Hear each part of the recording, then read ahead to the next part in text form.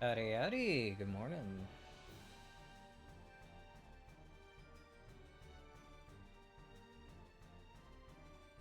All right. It is. It is Friday once again, right? I'm not delusional. Yeah. Friday once again. You see, I misspelled Fridays in the title. Why can't I ever proofread? The easiest thing to do. Anyway. Kabam. And for more Umineko. I got my coffee here. Actually woke up nice and early enough. Let's just jump right in and then give myself a quick reminder. I almost started the episode from the beginning again. Right. Jump in to the usual recap on things that happened. Last we left off, we saw a lot about Beatrice's past. Supposed past, I suppose. Maybe I should use supposed twice in a same sentence like that. Alright. It was a lot of her and Rosa together. I don't know if I'd ever trust Rosa to remember anything correctly.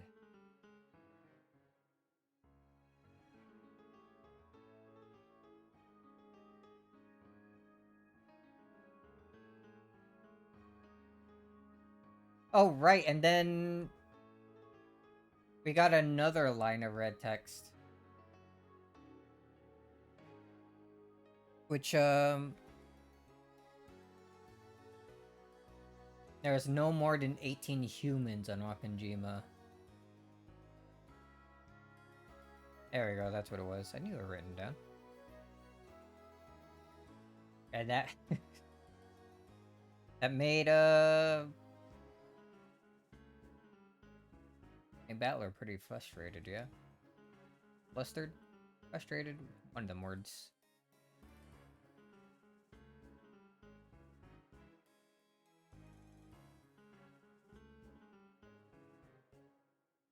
Cornered again with... There's only 18 people, but he doesn't want to suspect any of his family. Or like just anyone on the island, really.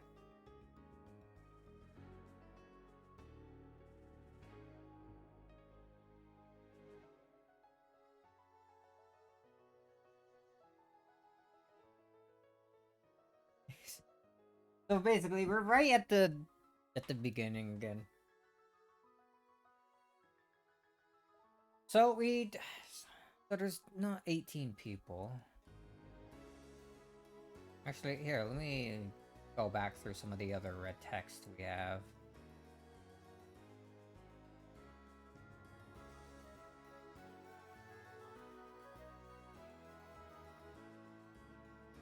Beatrice existed as a human back in that hidden mansion in, what, the 1960s or something?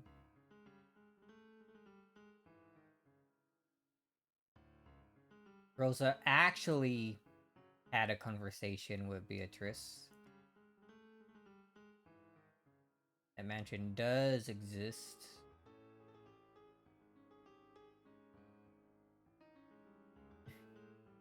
I guess at the very beginning, used by Belphegor. Of all the doors that exist on Rokkenjima, none have a crack through which a key can slip. Anyway, I guess we're back here. We had that flashback. We now know that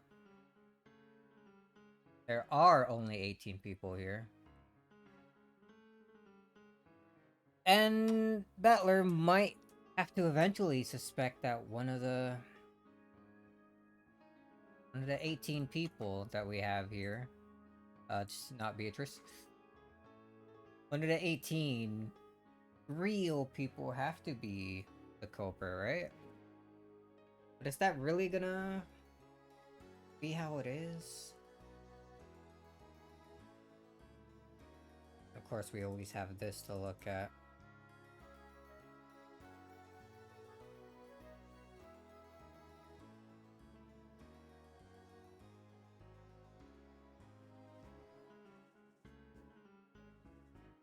Still no closer to solving how this riddle even is.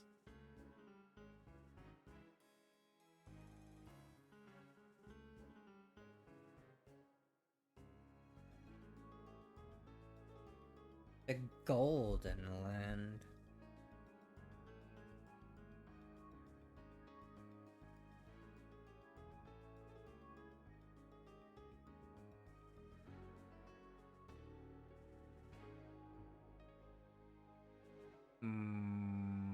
No. I was thinking for a bit, maybe what this was referring to is how to get to that mansion. But I don't know about all of these Twilights.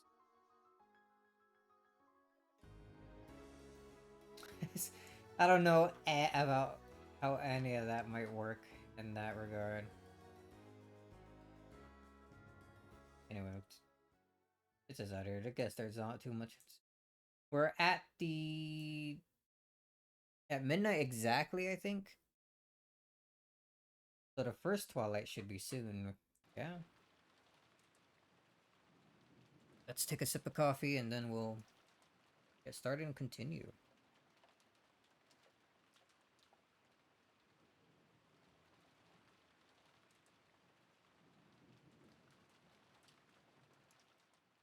Still very warm.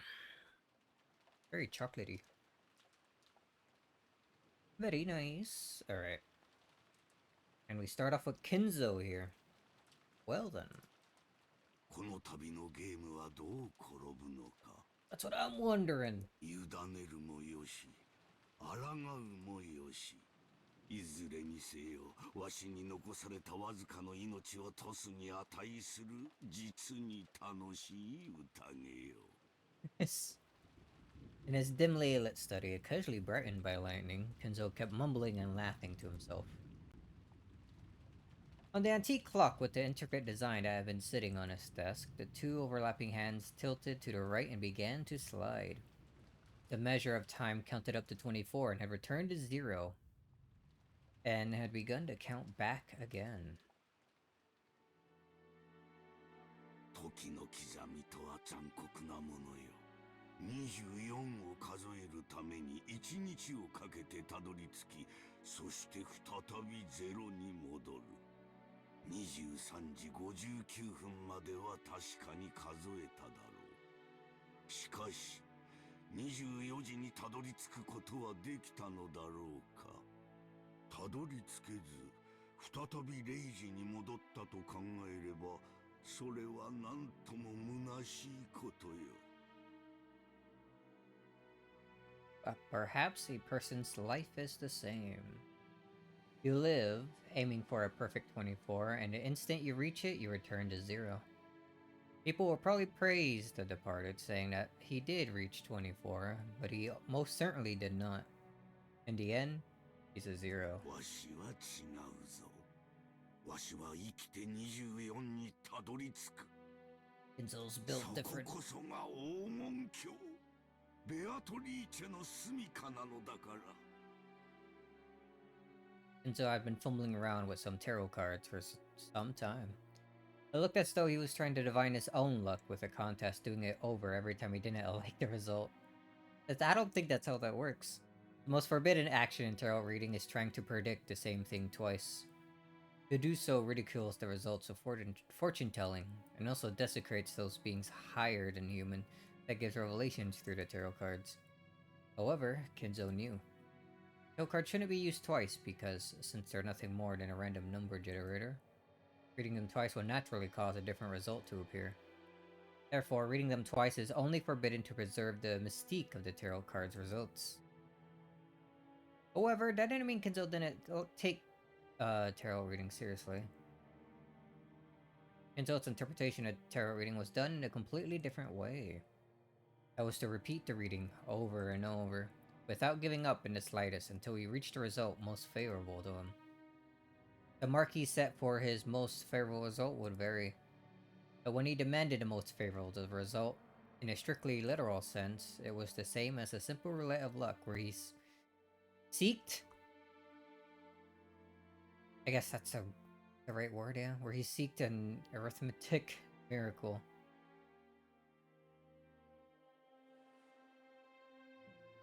Seeked doesn't sound right. Thought? Maybe that's a better word? Where he saw an arithmetic miracle? Maybe. However, Kenzo used miracles of numbers as the basis of his magical power, so this functioned perfectly well as a magical ritual. In other words, until the result he desired appeared perfectly, he would strive to repeat the tarot readings over and over with conviction, turning the feelings of his heart into prayers. So when they reached the heavens, they would be sublimated into results. It was Kinzo's personal magical interpretation. Therefore, even though Kinzo's tarot cards were no different from those generally used, the way in which they were used was completely different. Keep doing it over and over until you get it right. Kinzo stopped his hands for a second.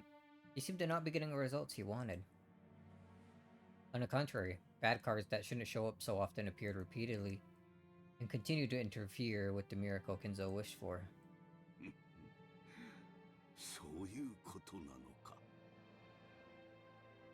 Kinzo seemed to have received some revelation that was different from normal, but judging by the unlucky cards scattered across his desk, it was difficult to imagine that the omen had been a good one. Oh, excuse me. Still a little tired, I guess. For a while, Kinzo closed his eyes tightly, pondering something. Chandelier. Then, as the thunder roared, he made up his mind about something, took the telephone receiver, and dialed. It's I. Wants Benji to come up and make him another drink.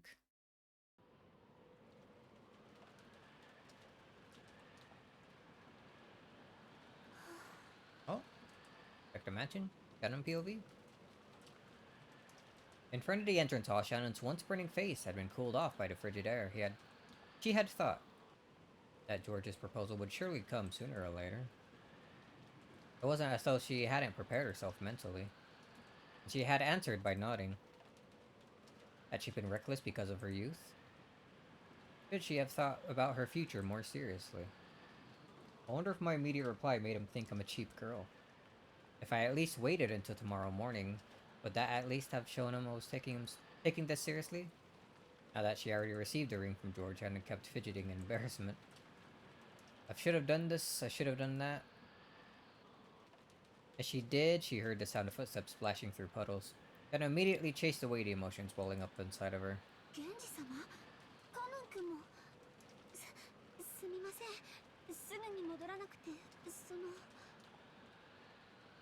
She grew stiff, thinking they surely scolded her for spending too much time in her secret lover's meeting with George.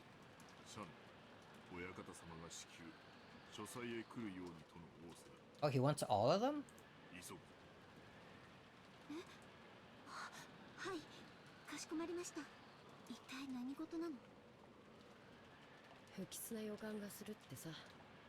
Premonition of misfortune. Oh man. If the first set of killings ends up being different again from the other two episodes.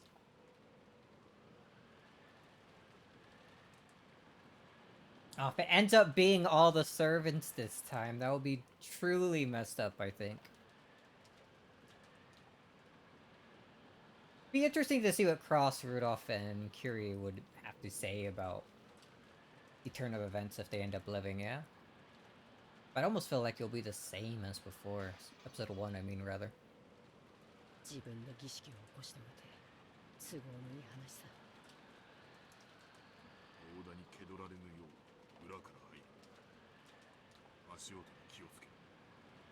Don't let go to know. はい。姉さん、注意して。姉さんは賑やかだから。Rude. Canon kept especially good at, or kept. Canon was especially good at hiding his footsteps, just like a cat. Neko.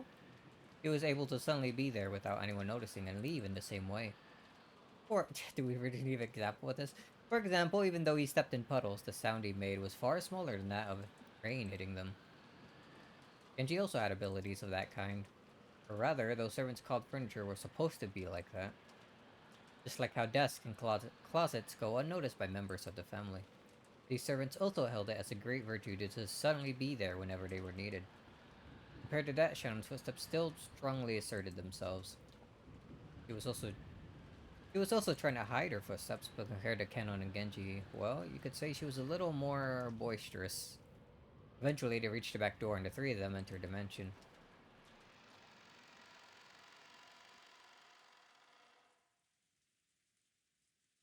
Immediately, they thought they felt something. It's different from a sense of smell, and it seemed to hit the depths of their noses. This hard to describe sensation, which you might call a sixth sense, allowed them to perceive that something was different than usual. 源氏 Things 様。 not right. It's here. 急ぐぞ。 The sensation made it feel as though a tense something was pressuring in around them. Pressuring? Pressing in around them. Realizing that, the three of them dashed up the stairs, headed for Kinzel's study while they were heading for Kinzel's study while still hiding their footsteps. When they dashed up the stairs, that smell of sweet poison, particular to Kinzel's study, reached their noses. Oh? いかがなさいましたか、源氏様。結界が死んでいる。 Fear is dead. Alright, that's different. So hearing Kanon's words, he looked at the door to the study. The scorpion pattern was engraved in the doorknob, powerful ward against magic. The final barrier, which protected Kinzo himself. It had been broken. Of course, there was no change in the doorknob that the eye could see. However, those who could understand things people couldn't perceive were able to recognize that the dramatic change have occurred. 親方様、親方様、源氏でございます。ここをお開けください。 Surely he isn't going to be dead immediately. These three, him, that would be four, and we need two more, huh? シャノン、背中を守れ。カノン、室内を探れ。 We're gonna pull out that magic power stuff again. はい。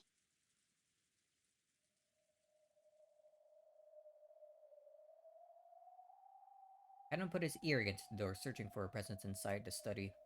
To protect the backs of the pair watching the door, Shannon faced the other way, ready for the unexpected. 親方様はいらっしゃられるはずです。ですが、静かすぎます。ご無事だということか。いえ、 Might be 静 the か opposite. すぎます。 It's too quiet. まさかそんな。親方様、扉を失礼させていただきます。 And she pulled a gold key out of his pocket. It was the only key to the study that existed other than the one Kinzo held. Stuck it in the keyhole and turned it heavily. At first glance, it seemed to prove that it was a sturdy lock. However, now that the barrier had been destroyed, this door might as well have been left open from the viewpoint of anyone with magical power. The heavy sound of it now meant that the door had now been opened even for humans.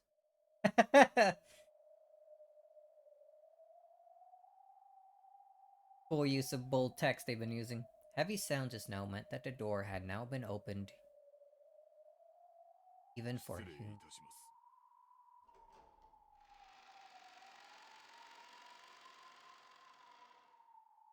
As Genji respectfully bowed his head, and Ganon's sense of tension grew tighter. And Shannon trembled. Going back to this real quick. I guess, basically, whoever's telling the story, probably Beatrice, yeah, just asserting that it only just now opened for humans, and Like, no one human could have came inside otherwise until this moment. They entered the study. They immediately discovered Kinzo's figure. He doesn't look dead. Leap. He was sitting on the reception sofa, so his back faced them. Genji noticed the person sitting across from him, and again bowed deeply. Canon also noticed that person, but he didn't bow his head. Beatrice, sitting in here? He stood in front of Shannon and spread out his arms, blocking the way to her. So without even seeing that person's face, Shannon already had a good idea who it was. お越しでございましたか。ベアトリーチェ様。Already. 源氏か。なかなかに早いな。But yeah. やはり家具は主の呼びかけに素早く答える方が良い。こやつとは大違いだ。ロノエ様もお越しでしたか。Genji directed his greeting towards thin darkness behind and to the right of Beatrice, where there shouldn't have been anything. Even Canon Shannon would never have imagined that someone was there. However, the darkness responded immediately and praised Genji's eyesight. Renove. さすがです。だいぶの久しぶりになりますね。それにしても老けましたね。それだけの弱いを重ねましたか。充実した日々を過ごしております。ロノエ様におかれましても、ますます充実されておりますようお見受けいたします。ええ、おかげさまです。そしてシャノンも久しぶりですね。君は随分と美しくなった。そして随分と強くなったようですね。He has a very strong barrier, 良い yes. ことです。ありがとうございます。姉さん、あいつは一体。I do not know about him? カ Guess ノン not. 君とは会うのは初めてになりますね。私はベアトリーチェ様の家具頭を任されておりますロノウエと申します。Renove. 源氏さんの古い馴染みですよ。An old あ friend, なた huh? と同じに私も家具です。使える主は異なりますが。The tense color didn't disappear from Kanon's face in the slightest. Depending on the master furniture served, they might be kind or brutal, if anything else. If this person claimed to be furniture serving that hated Beatrice, then he must be despicable as well. Nah, it's okay. He, like, dunks on her a lot. He's pretty based, actually. Don't worry about it, Kanon. I trust him. わらわもすっかり嫌われたものだ。坊主憎ければ今朝までなんとかとはよく言ったものよ。Beatrice openly sneered at Kanon's hate-filled face.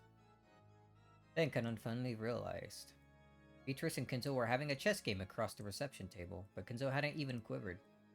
He was holding his head with both hands, his eyes closed tight, as he contemplated his next move. Or was he in anguish? 親方様。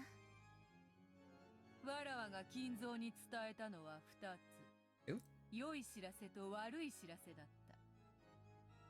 Bad news first? 良い知らせは、儀式を終えずしてわらわと再会できる幸運を得たこと。Which is now, I suppose. 悪い知らせは、金蔵が儀式の一番最初の生贄に選ばれてしまったことだ。The very first.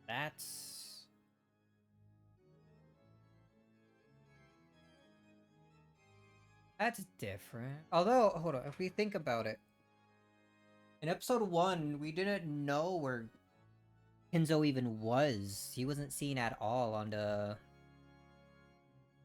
No, that's not true. He was.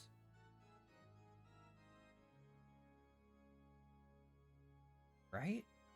No, yeah, and that's how Natsui got her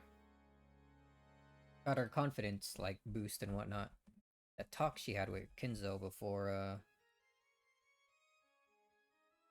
later disappearing, I guess, like, immediately after.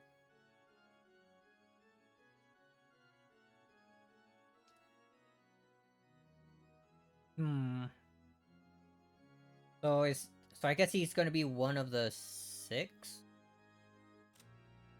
It is 6, right? Yeah. When it is 6 at the very start of this time? Hmm. こればかりはわらわにもどうしようもない。実に気まぐれにルーレットにて決めたのだから。嘘をつけ。もてあそんで殺しているくせに。よしてカノン君。さて金蔵、そろそろ負けを認める気になったのか？これにてわらわとの長きにわたる勝負は決着だな。 How is the barrier broken then? Did Renault do that?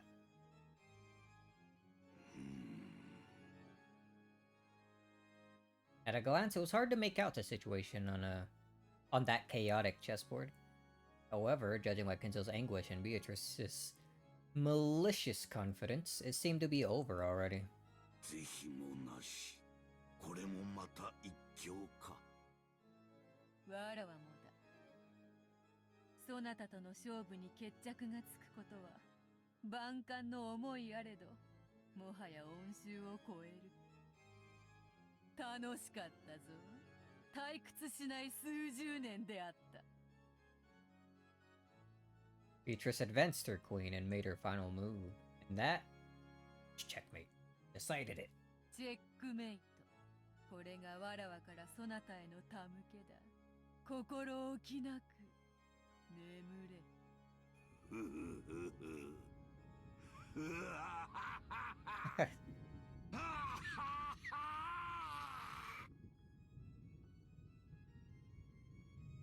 What a laugh. Oh, still going? There we go. Kinzo suddenly stood up and laughed, like an opera singer facing a full crowd and spreading his arms.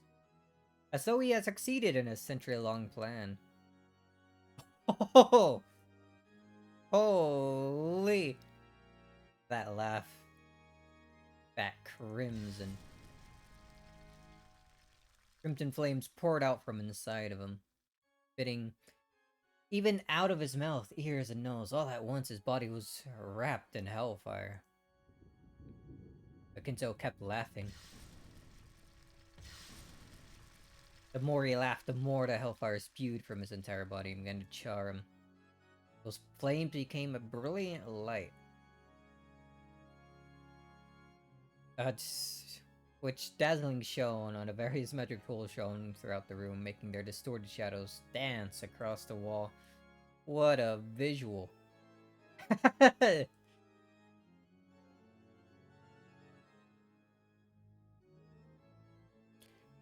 I guess he's also burned and...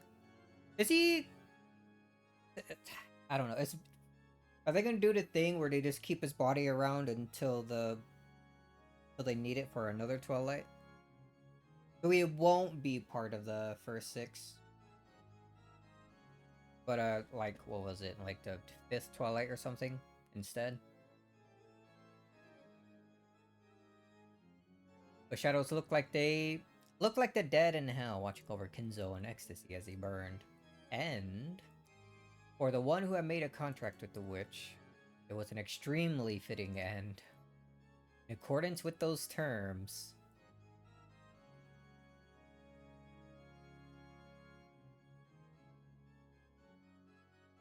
after laughing and howling in the roaring flames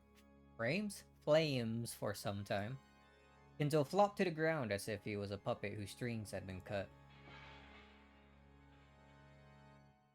Those incredible blazing flames disappeared as though he'd been completely burned up. And afterwards, nothing remained but a festering and burnt corpse that one could hardly bear to look at.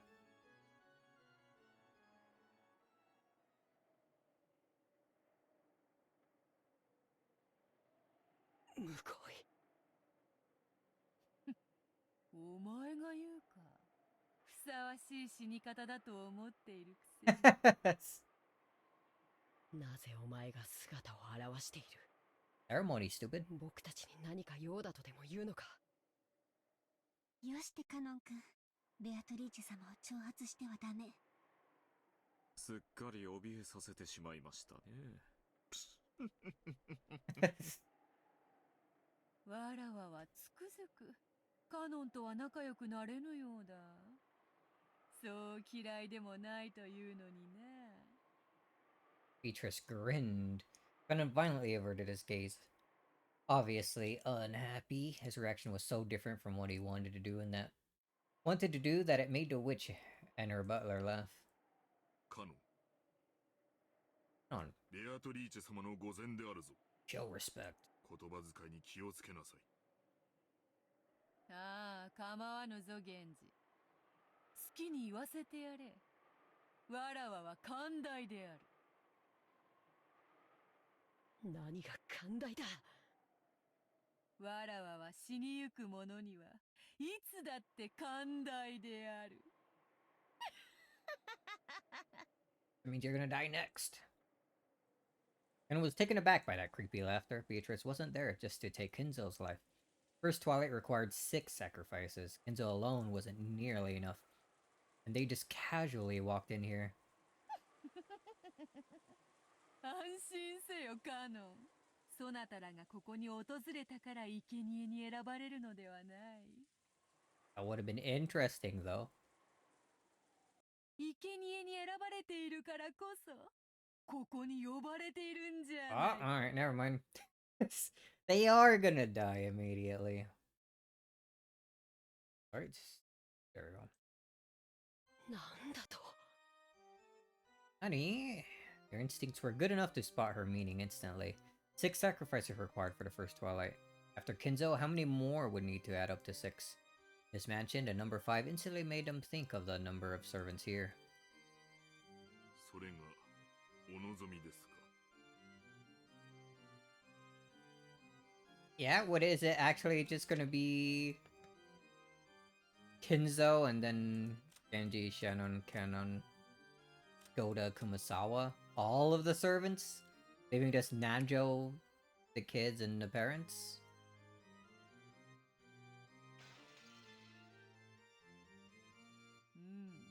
感謝せよ家具どもよ。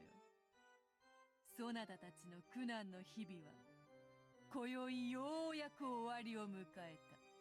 それを告げに訪れたわらわに感謝せよ。かしこまりました。それをお望みでしたら。源氏様。 Genji had agreed to the witch's heartless announcement with his usual demeanor without raising an eyebrow. 親方様亡き後はベアトリーチェ様が我らの主。 He lives to serve and nothing else. その求めに応じるのが Supreme 我らの furniture. 最後の務めだ。シャノ、カノ、今日までよく仕えた。その労苦もこれにて終わりだ。源氏はさすがですね。同じ家具としてあなたを誇りに思いますよ。Nice praise. シャノ、異論はないか。はい。ジョージ様から指輪を贈られたそうだな。それでもなお未練はないか。はい。家具の身に過ぎた幸福でした。指輪を頂戴しただけで私の思いはすでに達せられております。Kenan couldn't take quite as much of a philosophical view as Genji. There's probably regrets left in her heart. She probably wanted to spend a little more warm time with the person she cared for, Georgie. But she released herself from that. She took a single deep breath, and a blank expression rose to her そ face. れでよい。シャノンがそこまでの落ち着きを得るとは少し驚きでした。あなたも家具として達観したようですね。惚れた男と夜も共にできず少しは悔し涙をこぼさんのか。 You would like that, wouldn't you? 退屈な女よ。ベアトリーチェ様ごときにこの気持ちはわかりません。私たちの命をご所望でしたらどうぞお受け取りください。私たちは慎んでそのお務めを全うします。それでいい。よくぞ言ったな。ベアトリーチェ様の苦手なタイプのようで。最近こやつめはだいぶ達観しよった。どうも前回いじめすぎたようだ。 Last time. それを言ったらバトラもか。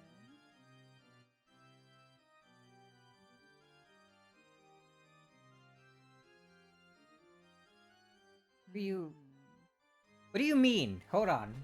Pause? Taking too much... She's been taking such a far-sighted view of things lately. I must have tormented her too much last time. Didn't I do the same to Battler? Is she actually referencing the other episodes?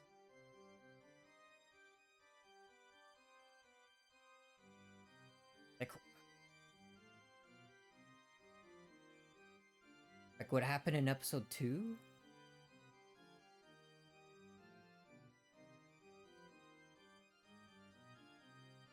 I just...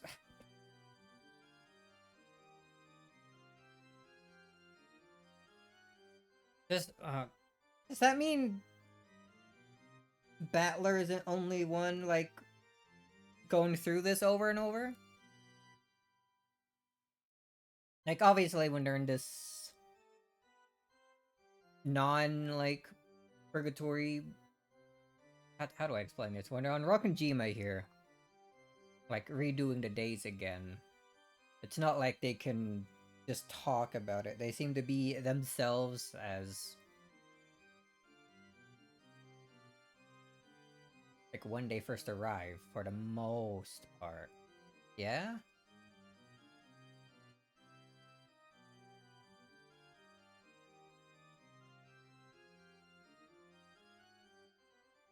Like, how am I interpreting this?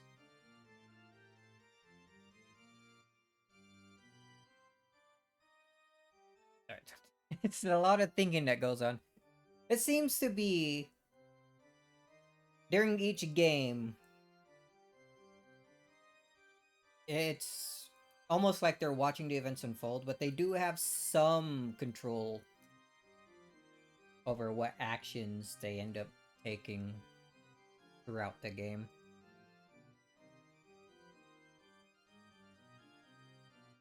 Like, they can't suddenly just reference things or talk about things that happened in previous games, yeah?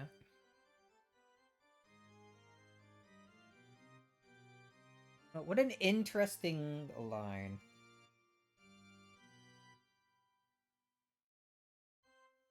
Do another sip of coffee? Alright. わらわはまだぬるいのか？ Soft. それとも追い詰め方が下手なのか？いずれにせよ面白みのないやつよ。しかしお前はまだわらわを楽しませてくれそうだよな。Are you talking about Canon? カノンカノン君 Compared to the two who have taken a far-sighted approach, there was a painful anguish on Kanon's face, and was still far too young to accept his demise after being told of it by a suddenly appearing witch. カノン Canon? わらわは退屈を何より嫌う。そしてお前を除く二人が素直に死を受け入れるもので面白くない。だからそなたにはわらわの期待を裏切らないでもらいたいものだ。Just accept it to piss her off. It'll be funny. 僕を慰み者にしようというのか。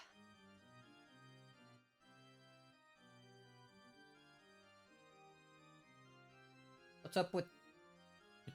Oh, huh? Why did Discord suddenly get out of streaming mode? I didn't do that.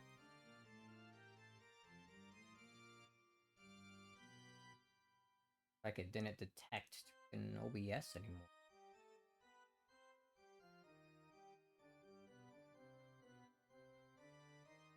Like, you mean manually turn it on? You don't need to hear my Discord pings. There we go.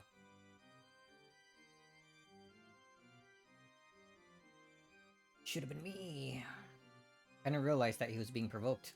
However, no matter how fiercely anger spurred him on, his opponent was a witch.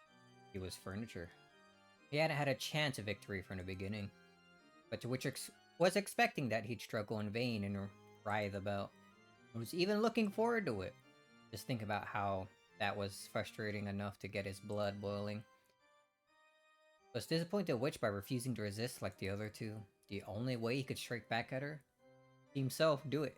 So it'd be funny. Could do at least that. 煉獄の七姉妹が長女ルシファーいでよ。傲慢のルシファーここに。 Pride. カノン家具に魔女と戦えというのも酷な話よ。そなたがいくら怒りに駆られようとも勝算のない戦いでは希望も持てまい。無論勝ち目のない戦いではわらわも退屈ならば家具は家具家具同士で決着をつけてはどうか。 Pretty cruel of you to summon the eldest for this. それならば勝てる希望も持てるであろう。 He's not meant to win in the first place here.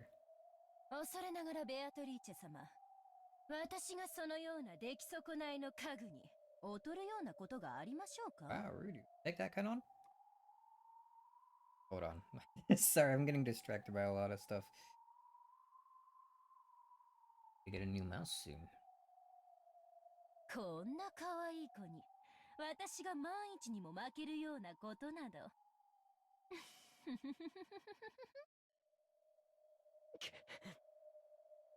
我が家具煉獄の七杭を打ち破ってみせよ。見事打ち破ってみせたなら、そうだな。13人の生贄を逃れることのできる5人を Oh, そなたに自由に決めさせてやろう。 that'd be a hard choice to make, wouldn't it? そなたの推薦する5人をわらわは無条件にて黄金鏡に迎え入れる。それならばどうか。 Kenon understood that he was being provoked. However, the witch's offer was very tempting. By this point, Kenon couldn't care less about this evil ceremony the witch and the rest were trying to carry out.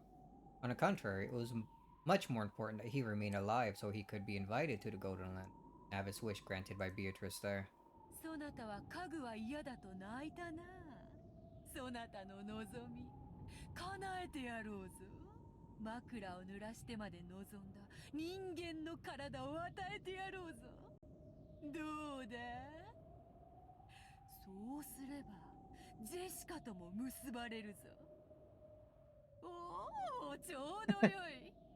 黄金鏡へ招ける5人にジェシカとそなたを推薦すればよい。自分だけが幸せになることに抵抗があるならば、さらにシャノンとその思い人であるジョージを加えればよい。義理があるならばさらに源氏も加えればよい。おお、 Makes これ 5. で5人だ。十分ではないか。これだけのご褒美があれば。 Very そ tempting なたは offer. わらわを退屈させはしないよな。どうせ戯れよ。耳を貸す必要はない。僕は嫌だ。姉さんはそれでいいの？ Beatrice couldn't hide her evil smile at those words. 僕は嫌だ。幸せになりたい。家具なんてもう嫌だ。人間になって普通の恋がしたい。僕も姉さんのように海が青いってことを知りたいんだ。 Huh.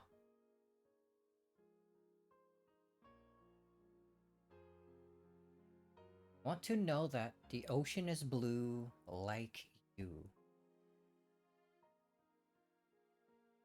They had that conversation in this episode as well. I guess they would have everything that happened before the conference in I guess episode 2 probably happened in all episodes. Breaking the mirror, the whole thing with Jessica's school. That conversation they had about the ocean being blue. What color is the ocean? Hmm. 若いですね。羨ましい。だから若者は好きなのだ。源氏、シャノンは下がれ。Oh. Well, music gone. カノン、ルシファーは前へ。仰せのままに。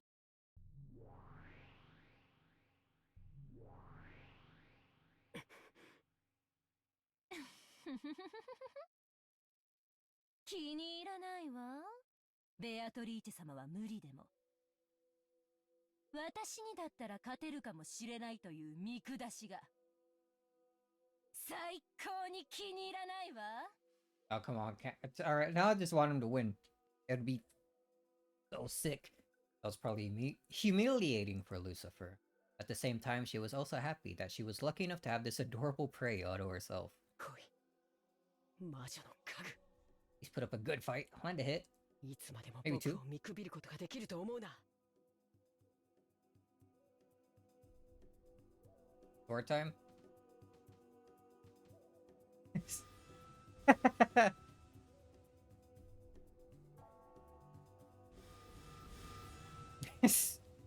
Spazzing it out.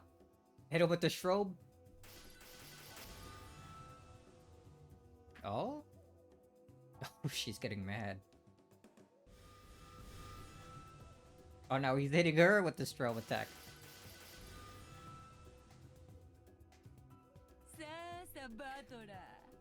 So, Valor, what do you think about this? All this magic garbage going on right now. It's happening, you're watching it. Explain it, idiot. 楽しい見せ物の時間であるぞ。 It's like one of my animes.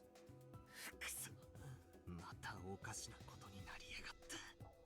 魔法バトルなんて認めてたまるかよ。Well, man, they're going crazy in the background. ほらほら、目をつむらずにちゃんと見ろよ。ほらほら、ほらほら。魔法だよ。家具だよ。そなたがどんなにわらわや魔法の存在を否定しようとも。ほらほら、ほらほらほらほら。こうして目の前でブオンブオンカキンカキンやられちゃ台無しだよな。ほらほらほらほら、もう思考なんて止めちまえよ。魔法はあるんだって。これはファンタジーなんだって。目を閉じるなよ。しっかり見ろよ。ほらほらほらほらほら。 Alright, just say the magic battle actually took place for real in red. ちくしょう、ちくしょう、ちくしょう、ちくしょう。魔女を認めない、魔法を認めない。でも、こんなにあからさまにやられちまったら、なんだっていやいいんだ。くそ、くそくそくそ。ほーら、目を背けるなよ。しっかり見ろよ。魔法はあるんだよ。ファンタジーなんだよ。推理ごっことかやめちまえよ。知ってんだよ。ものを考えんの本当は苦手なんだろう。 You don't actually like to think things through, right? やめちまえやめちまえ。 Just stop thinking. ほらほら、どうせファンタジー、どうせファンタジー。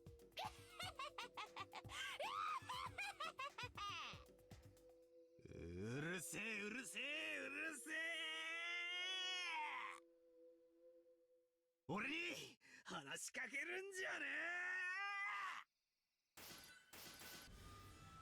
え。Yo. こいつ意地になっちゃって。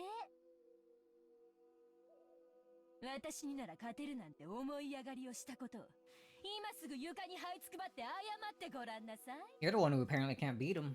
そうしたら特別に許してあげてもいいわよ。生きながら生皮を剥がして絶命するまで全身を鞭打ってのたうち回らすのを特別に許してあげてもいいわよ。可愛い子なんだから謝っちゃいなさいよ。そうしたらあなただけは最高に素敵な気分の中で優しく優しく生かせてあげる。黙れ魔女の家具。お前と問答するつもりはない。私なんか眼中にないというのね。気に入らないわ。威風を感じないその目。本当に気に入らないわ。 Wow. My eyes. カノン君、あやつ、サタンの時よりも筋がいいではないか。 Oh, he fought one of the other sisters before? だから人間は恐ろしいのです。たまに魔女にまでなり、悪魔を羊扱いにしたりいたしますよ。わらわはどちらを応援すればよいというのか。こいつ、私と互角に渡り合うというの？ Oh? 僕を見くびるな。お前にそのおごりがある限り、僕には決して勝てない。私がこの煉獄の七姉妹が長女ルシファーを指して決して勝てないと？こんな思い上がりが！ Oh, she's pissed.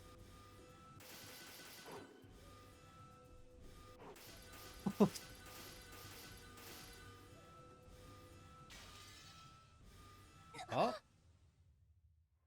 Ken was desperately trying to stay alive, and he had a strong desire to become human, but Lucifer didn't feel anything stronger than a slight desire to play.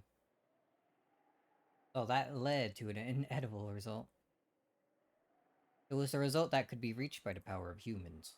Power of the heart. これまでだ。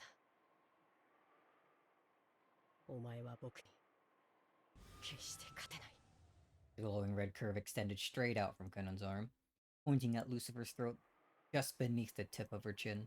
何よこれ。この私が Damn, she こん beat な him. の何かの間違いよ。 As she ground her teeth in irritation, she tried to deny the truth right before her eyes. But no matter how much she believed in her own superiority, it didn't change the facts right out in front of her. ほう、やるなカノン。見事だ。わらわを退屈させなかった。それに比べわらわの家具のなんと情けないことか。ルシファー、お嬢様を退屈させていますよ。 The greatest crime. やはりあなたには荷が勝ちすぎた相手でしたか？失望するぞ、七食いの長女。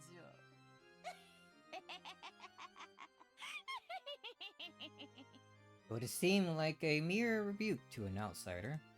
However, furniture servant to which knew what kind of severe treatment was promised by that rebuke, and understood what had been left unsaid.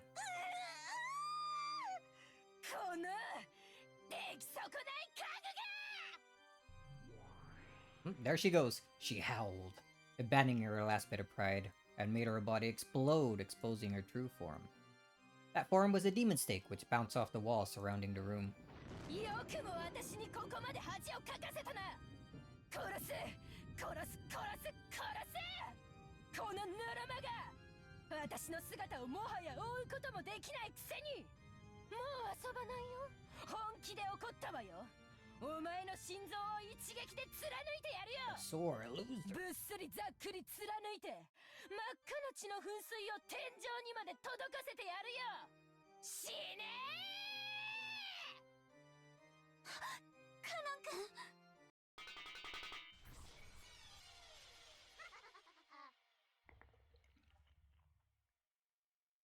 After flying about wildly for some time, with a speed approaching the limits of what a human eye could follow, Lucifer flew at Canon's heart. She could tell that it was Canon's blood by the sweet taste of it. But she quickly noticed one thing. He hadn't pierced his heart. Did he fucking grab it, dude? ほうこれだから人間は恐ろしい。紅茶はいかがですかな。今はよい。紅茶もいらぬほどに面白い。カノン君。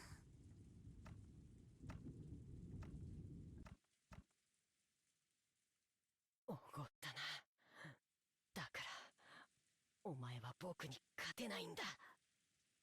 The floor was stained with dripping blood. It really was Canon's blood. But it wasn't flowing out of his chest. Canon had sacrificed his own left hand to protect his heart. Oh, it's sick. He did basically catch it. Lucifer was arrogant, even though she had been given enough time to realize that this was an opponent capable of cornering her. In her pride, she had believed him to be worthless. She had gotten careless. So just as she has announced, she aimed for his chest, trying to pierce his heart. Because she was arrogant, she had even thought of aiming for somewhere other than the place she had announced. No, maybe she had thought about it a little. However, her pride would not allow her to aim for a different spot. After all, she was Lucifer of Pride. Canon, withstanding the pain, grasped the demon stake sticking deep into his left hand strongly with his right hand and pulled it out. When she heard the sound of breaking bones and even more blood dripping down, Shannon looked away reflexively. There was an error hole in the back of the pierced hand, so big you could clearly see through the other side. Shannon's face was filled with pain, but right now, he had won, without a doubt. The demon stake he was gripping with his right hand turned back into Lucifer again. That cannon was now gripping exactly where her neck was. Ooh.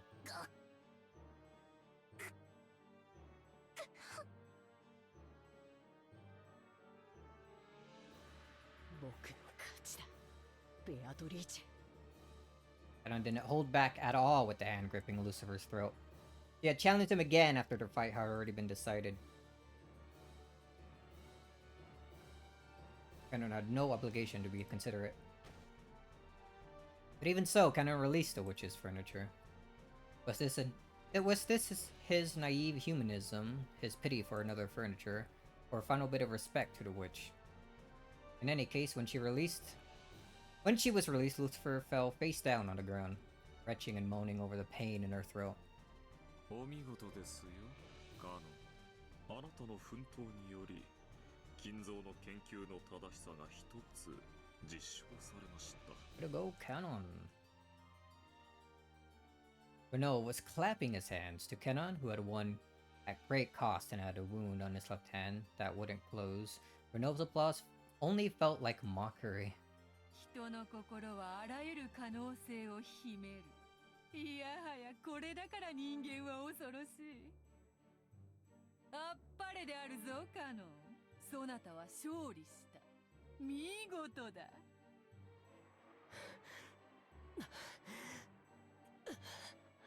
大丈夫カノン君。Shannon ran up to him and wrapped his handkerchief around his left hand, which was still spraying blood. 見事であるぞカノン。実に見事である。わらわも少しは番狂わせを期待した。それを裏切らぬとは、そなたは誠に素晴らしき家具であるぞ。見直した。正直見直したぞ。He likes you.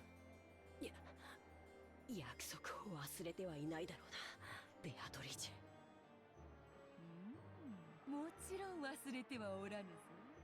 魔女も悪魔も非道ではある。だがしかし、契約に限っては人間など及ばぬほどに高潔だ。わらわは保護にはせぬ。そなたが勝利したなら、13人の生贄を逃れることができる5人を自由に決める権利を保証した。ベアトリーチェ様、私はまだ敗れたわけでは。Whoops, silence. Whoa, close up. You can see the pixels. When Beatrice waved her pipe, heaven and earth turned over just for Lucifer. That's nice effect. So, as a horribly natural result, she fell onto the ceiling. The ceiling doesn't seem that high to people standing on the floor. However, people who fall on it upside down and head first usually don't agree. お嬢様、さすがにやりすぎでは。それもそうであるな。許してやるか。Beatrice waved her pipe again, and when she did, the magic that had been affecting Lucifer was released. So, as a horribly natural result, this time she fell properly back onto the floor. What's that effect, dude?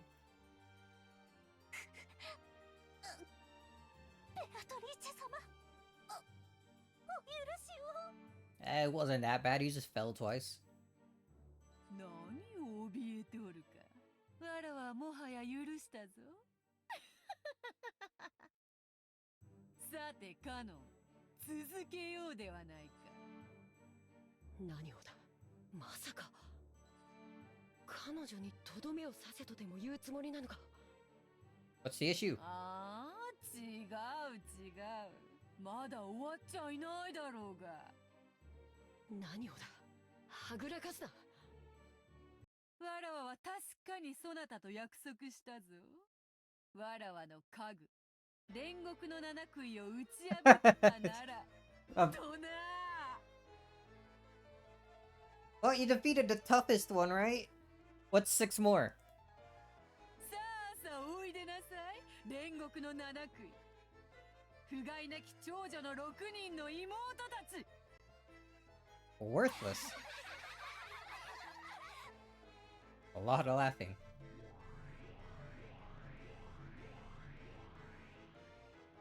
Air split with shrill laughter. And as a golden splash scattered about, the remaining 6 sisters of Purgatory showed themselves. All of the 7 sisters of Purgatory were here after Canon was able to defeat only one by sacrificing his left arm. By now, Canon regretted his thoughtlessness in accepting the witch's challenge. It had been foolish to assume a game against the witch would be on an even footing.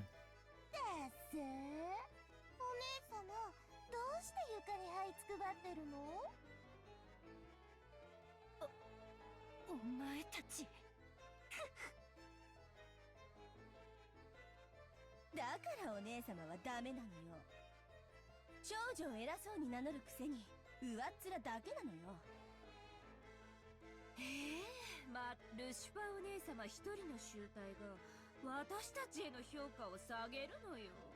恥を知りなさいな、この未熟者が。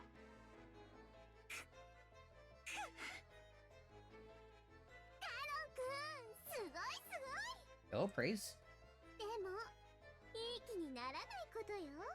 ルシファーお姉様なんて威張ってるだけで姉妹の子じゃ大したことないんだから。 Well, she isn't the strongest, even though she's the oldest. だからルシファー姉は何もしなくていいといつも言っている。お姉様は威張ってだけいればいい。荒事はすべて優秀な私たちで片付けるのだから。お姉様どうする？私たちはお姉様のプライドを尊重して、そのボロボロの体で再び挑むのを期待して手出しをしないつもりなんだけれど。でもカノン君は強いわよね。今のお姉様じゃもうどうあがいても勝ち目はないわよね。お前たち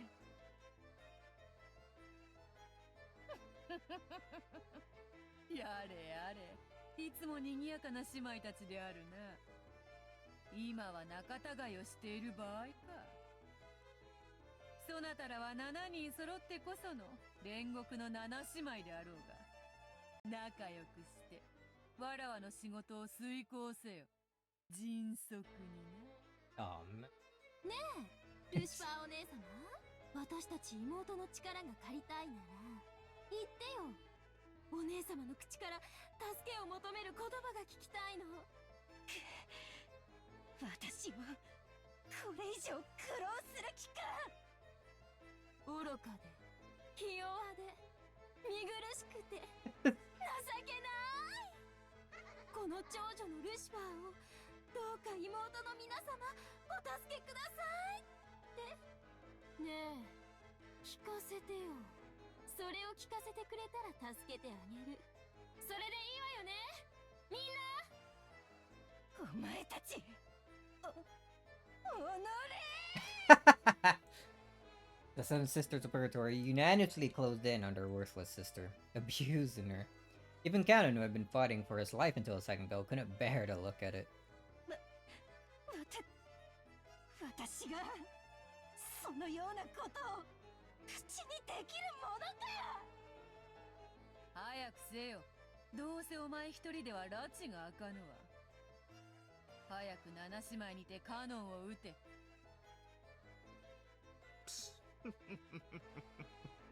そら、どうしましたか、ルシファー。 Are you please joining in? 命令ですよ。ひどい。 After grinding her teeth over and over. Why did it show Canon's portrait when Shannon was talking? After grinding her teeth over and over after hearing her sister's curses, Lucifer trembled all over and answered her sister's request. Oh, she's actually gonna say it. 愚かでひ弱で見苦しくて情けない。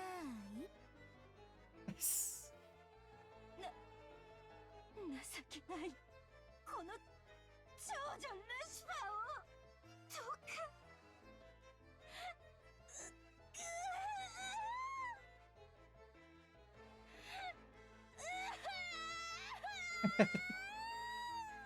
Almost feel bad for her.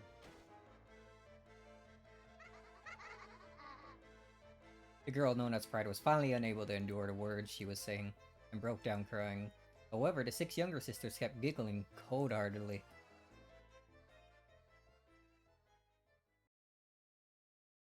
ちょっと泣いてごまかさないで。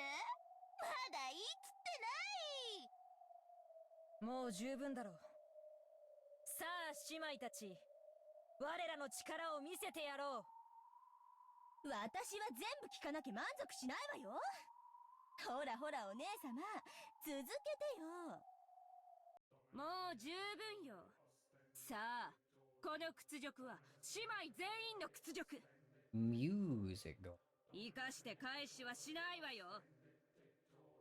さて、哀れな家具をどのように遊んでやろうかしら。素敵な提案はある？ Oh, I've heard this one before. Now this is hitting me. ベルゼは仲良く7人でカノン君を分けっこしたらいいと思います。良い提案だな。 Let 'em そ up. れでなら姉妹でみんな仲良しだ。なら私頭部ね。手足はあんたらにあげるわ。やだやだ、私が頭なの。そんな約束意味があるわけないでしょ。早い者勝ちに決まってるわ。どんな殺され方がいいかカノン君の提案があったら教えてね。7姉妹でとびっきりの殺し方をしてあげる。 Ah! Howdy, darn. Howdy, Eshem. Wow, both of you at the same time? Echo. Huddle up on around that desk and, like, think of a cool way to die.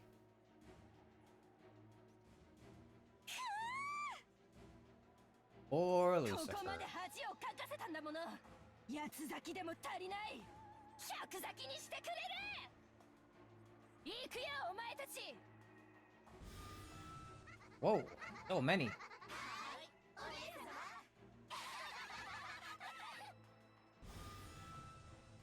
The 7 of them burst at once.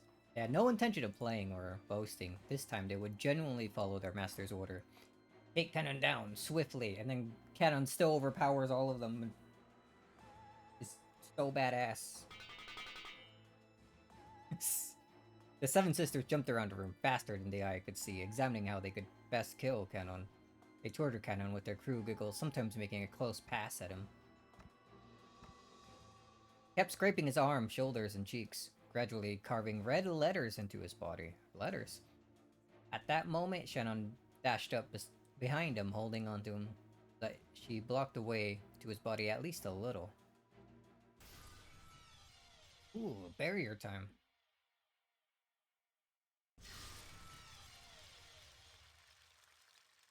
At the same time, a red cylinder wrapped around the two of them, a beam of light sent from heaven. The cylinder repelled the evil ones who tormented Kenon. 何？ずるい！あんたは関係ないでしょ？きっとこれはあれよ。私たちと一緒に遊びたいのよ。なら私がもらうわ。いっただき！ベアトリーチェ様、シャノンを私たちの獲物にしても？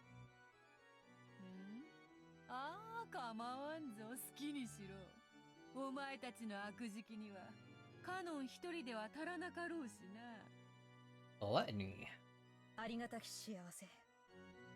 さあ、シャシャリ出てきたことを後悔させてやろう。どっちがどっちかわからないくらいの Oh, 肉 that's an 片 evil にして、 space. 混ぜて混ぜてミンチにしてハンバーグにしてあげる。 Oh, hamburger seems tasty right about バ now. カね。それよりあの結界を破る方が先でしょうが。食い意地より先に仕事しなさい。はい、お姉さん。As a horribly natural first action, the Seven Sisters began to destroy the barrier Shannon had created. Shannon's barrier certainly was strong. It was powerful enough to impress even Beatrice. With its strength, frail furniture would turn to dust just by touching it. And it was firm like a tree with deep roots. But no matter how big a tree gets, it will eventually surrender to a saw or hatchet. For the Seven Sisters, chopping down Shannon's barrier would be annoying, but not impossible.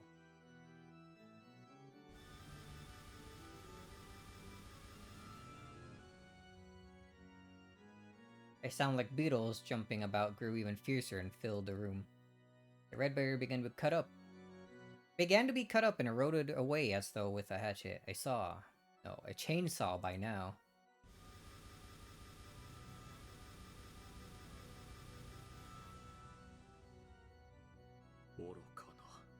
Oh? 君の結界ではその子たちを防ぎきれないことは知っていたでしょうに。なぜ？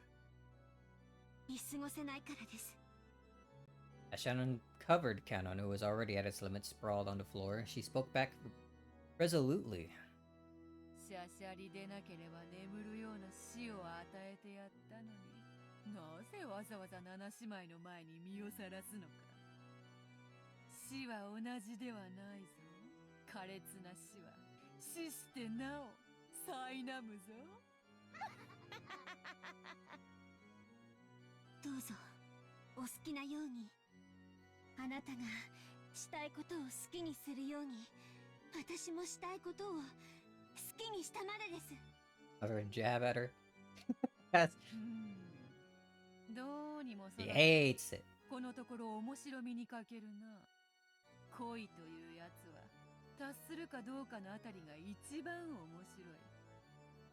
達してしまった後の女はさながら産卵を終えた鮭のごとしか。そなたにはもう飽きた。ありがとう。魔女から聞ける言葉で最も嬉しい言葉です。ならせめて最後にわらを思いっきり喜ばせる死に方をしてみせろよ。七姉妹を聞こえたな。シャノンの殺し方。お前たちの残虐の限りを見せてみよ。The limits of brutality. シャノン。申し訳ございません。やはり私には源氏様の高みには至れませんでした。 How strong is Genji? 姉さんはバカだ。僕なんか放っておけば姉さんまでひどい目に遭うことはううんいいの。ジョージ様に指輪をもらって女として生きられたあなたをかばって姉として生きられた私のせいはすべてこれで未練なく全うした。Holy. イライラするぜ。 Never seen Beatrice so pissed before. その達観が本当にイラつくぜ。だから家具なんだよ。お前からは人間の匂いがしねえんだよ。わらわを見ろよ。わらわこそ人間だろうが。How can you say that if you're a witch? 家具のくせにわらわよりも完成されたかのような達観したかのようなことを言うんじゃねえ。醜いその未練があなたの正体なの。未練じゃねえ。それが生きるってもんだ。That nose is sick, dude. Knows how to... or really knows how to annoy Beatrice. Oh, there we go. 指輪もらったから死んでもいいとか。理解できねえ。さっぱりがっかり愕然呆然全然ダメだぜ。お嬢様、少し品がないかと。Just a tad. うるさいわ家具が。シャノン、楽に死なせてもらえると思うなよ。舌を噛むなら今のうちだ。哀れね。もしも私の目にあなたのその姿が映って己が醜さにおののくといい。Oh. 安心しろよ。てめえはそれよりさらにめちゃくちゃぐちゃぐちゃに生きながら醜く潰してやるからよ。 At that time, Genji softly entered the red barrier. He just walked right in. Perhaps that barrier didn't block those without ill intent. And Genji gently held her from behind and covered his eyes with his right hand. Oh? 源氏様。十分だ。先に休みなさい。はい。 So what is he gonna do? Like a mercy ありが kill? とうございます。源氏様。 After that, Genji softly pressed his left hand near her collarbone, and as he did, emanating from that area, the crimson stain gently spread out.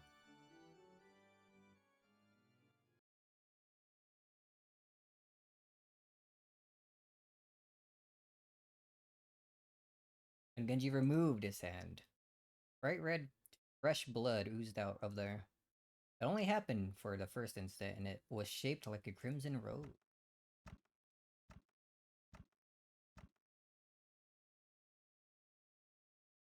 And when he removed his right hand covering her face, there was a peaceful expression there, as though she was sleeping. There she fell softly, silently, and slept. Her soul had already been sent to a world where the malicious witch and her furniture could not reach her, no matter how evilly they tortured her. The scene left Beatrice and the Seven Sisters stunned. Only Renault wore a mysterious smile. And Genji leaned over Kanon, who was crouching on the floor. よく頑張った。お前ももう休むといい。はい、ありがとうございます。源氏様。Just as he had done with Shannon, he softly covered Kanon's eyes with his hand, and gently pressed the area around Kanon's collarbone with his other hand. And when his hand was removed with the lightness of a feather, there was a crimson rose there.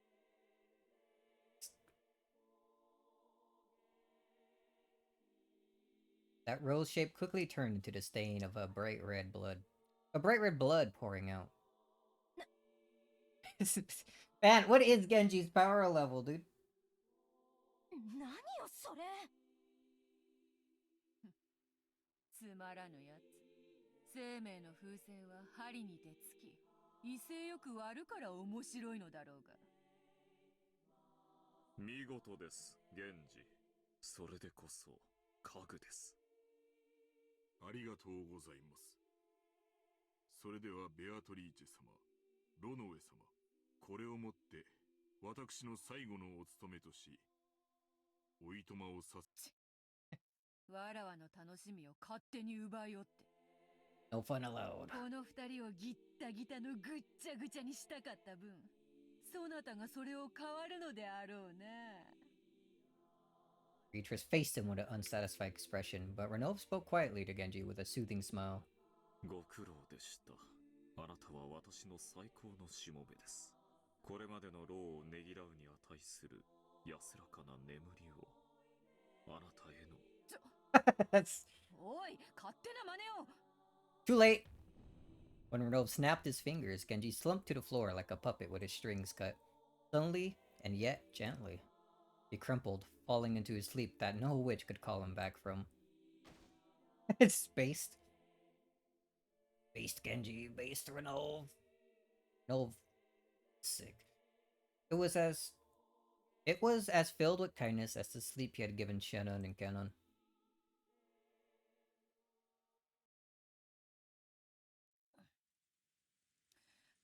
なんだよ、ロノウェイ。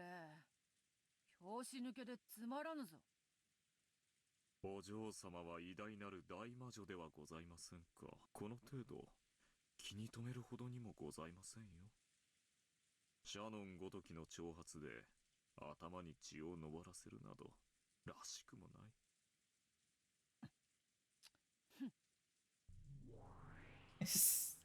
Away she goes. What was it that had Beatrice so irritated? Was she still unable to remove the thorn of Shannon's words?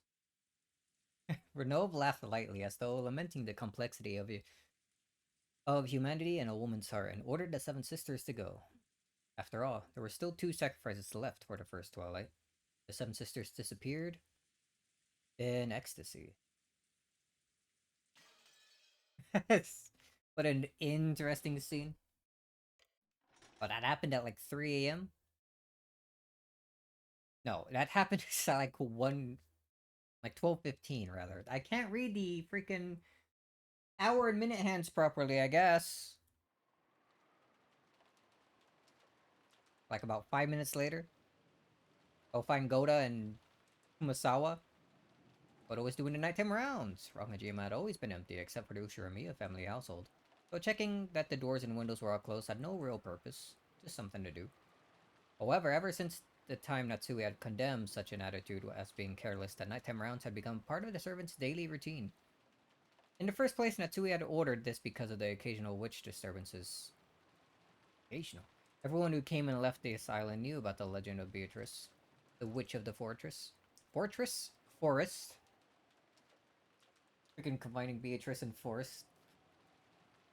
It had become established as this island's characteristic ghost story.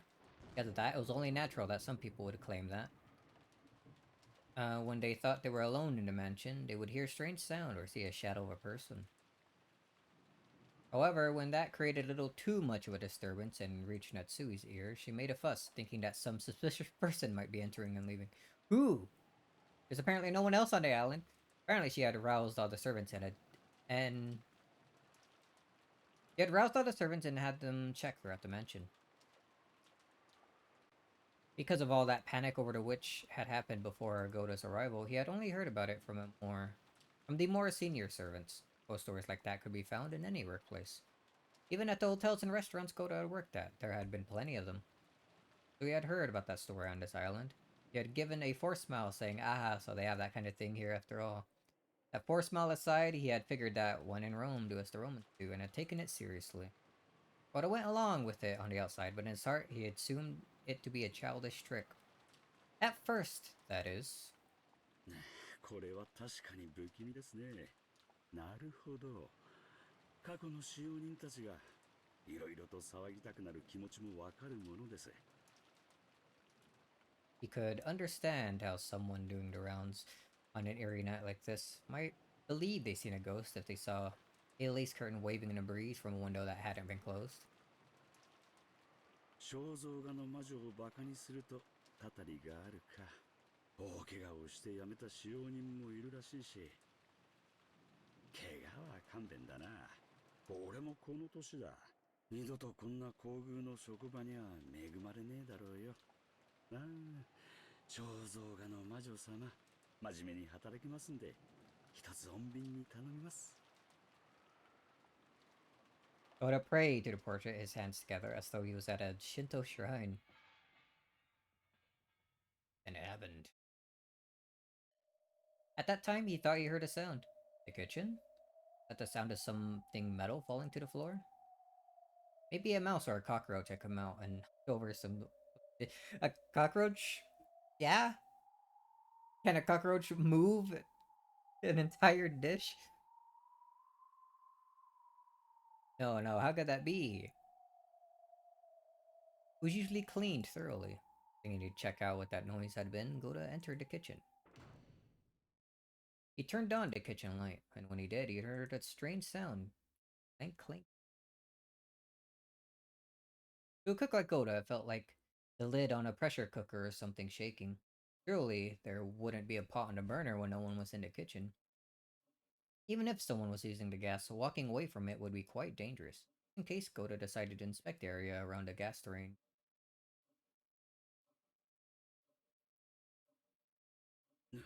When he did, in the corner with the gas range, the pressure cooker really had been set out just as he thought, but the flame wasn't on, yet the lid was clanking. Was something fermenting and leaking gas? Could be. Then, was there a mouse or something inside? How could there be? Ridiculous. When people were watching, Goda acted as though he had a bold personality fitting for his build. But he actually had an unexpectedly timid side of him. When he was frightened that there might be something inside and he couldn't bring himself to check it carelessly. In his cowardice, he grabbed a nearby wooden pestle with a clunk. He tapped it, a little forcefully, against the side of the pressure cooker. When he did, the clinking sound suddenly stopped. He should have been relieved that it stopped. But the fact that it had stopped when he hit it was even more eerie and made him even more suspicious about what was inside. I'd...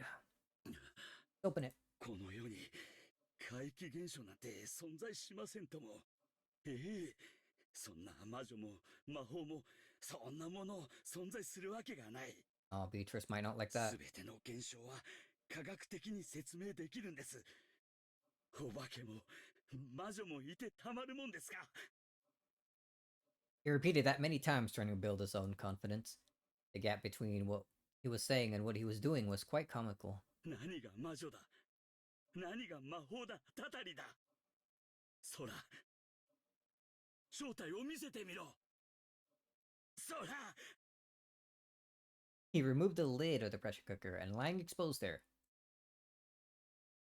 was the sparkling clean silver bottom of the pot. Nothing was in there. How was it moving? There was absolutely nothing frightening like he had imagined. そりゃ当然です。中に何もいるわけがない。 And how was it moving? By now, Goda realized that he had been a coward. So while he still had some doubts as to what had caused the lid to make that sound, he figured it wasn't a big problem and decided not to worry about it too much. Then he took the lid he grabbed and softly set it back down where it had been. It's fine. It won't make a sound. Of course it won't. And it made a sound. Now we're gonna get 2 hours of Balor and Metal fighting over how the pressure cooker could have moved. As if witches or magic could exist. Clink. Clink, clink, clink. Clink, clink, clink, clink. Oh, moving even more now! All of the pots and dishes in the kitchen started clanking at once. A ghost. It grew even stronger, so that finally the lid to one of the pots fell off. And from inside that pot, a slender white arm reached out. Lids fell off the other pots one after another, and another, and another. What's happening? And when the number of arms grew to 7, a loud shrill laughter split up in the air. がっかり。これほどの美味しいお料理を作れる人がこんな小物なんて本当にがっかり。 Gold butterflies everywhere. あんたいらないなら私がもらうわ。いっただき。ちょっとダメだってば。私がもらうんだから。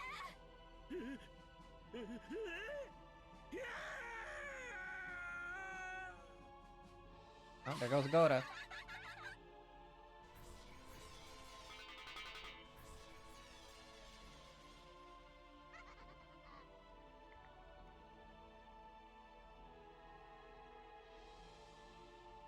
Come on, let's search. There's only one more. That old hag. Where is she? She isn't in the mansion. What about the guest house? First one wins. First one wins, right? Come on, search. Search. Find her. Find her. Don't be noticed by the relatives in the dining hall, right? And don't get noticed by the kids in the guest house, right? Search in silence. Kill in silence, after all. It's still just the first Twilight. She isn't in the guest house. But she wasn't in the mansion either, right? Where could she be then? Hey, I found her, I found her! She's in the rose garden! Why is she standing around without an umbrella? She's already given up. All mine, all mine! You blockheads. Just sit there and watch. I told you no, this one's mine! Come on, if we take any longer, we'll be scolded by Beatrice. Just take care of this all at once. There, found her, surround her.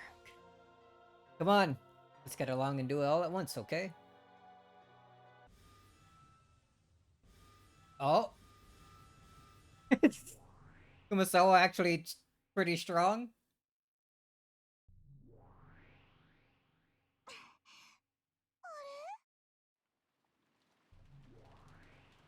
A purple barrier. 何よこれ。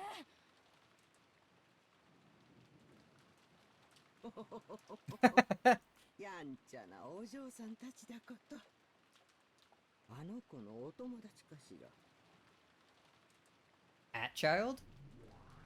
何こいつ。ババアのくせに。何かの間違いよ。もう一度。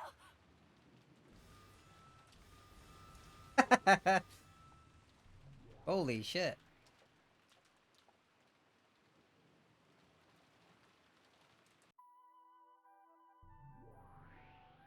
こいつどうして私たちを防げるの。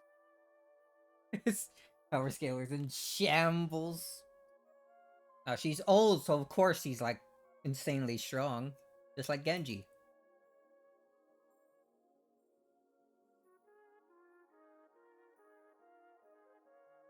Oh, hold on. Up my coffee a bit.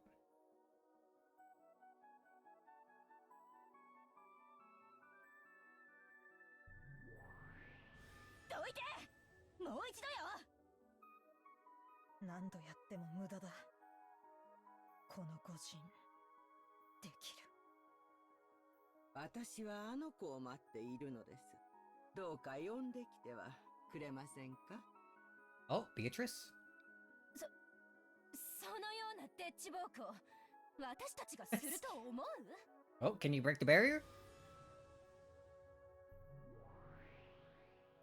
Oh, hey. その必要はない。 You came anyway. ベアトリーチェ様。私が権限するほどでございます。必ずやお目覚めと思いました。Excuse me? ロノウェイ、久しぶりですね。本当に久しぶりです。こいつロノウェ様を呼びつけに。 Very old friend, surely. あなたもお久しぶりですね、ベアトリーチェ。こいつベアトリーチェ様までも呼びつけに。 Alright, what's up with Kumasawa? よい。そのお方をどなたと心得るか。ベアトリーチェとは、そもそもそのお方の名。No. It is the same color as the Beatrice we saw at the very start, isn't it? The hair? That's what's going on. わらわはそれを受け継いだに過ぎぬ。そのお方こそはわらわの Holy. 師匠、先代ベアトリーチェ教だ。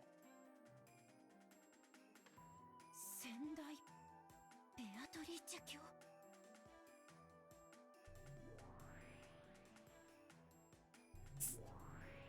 What are they doing?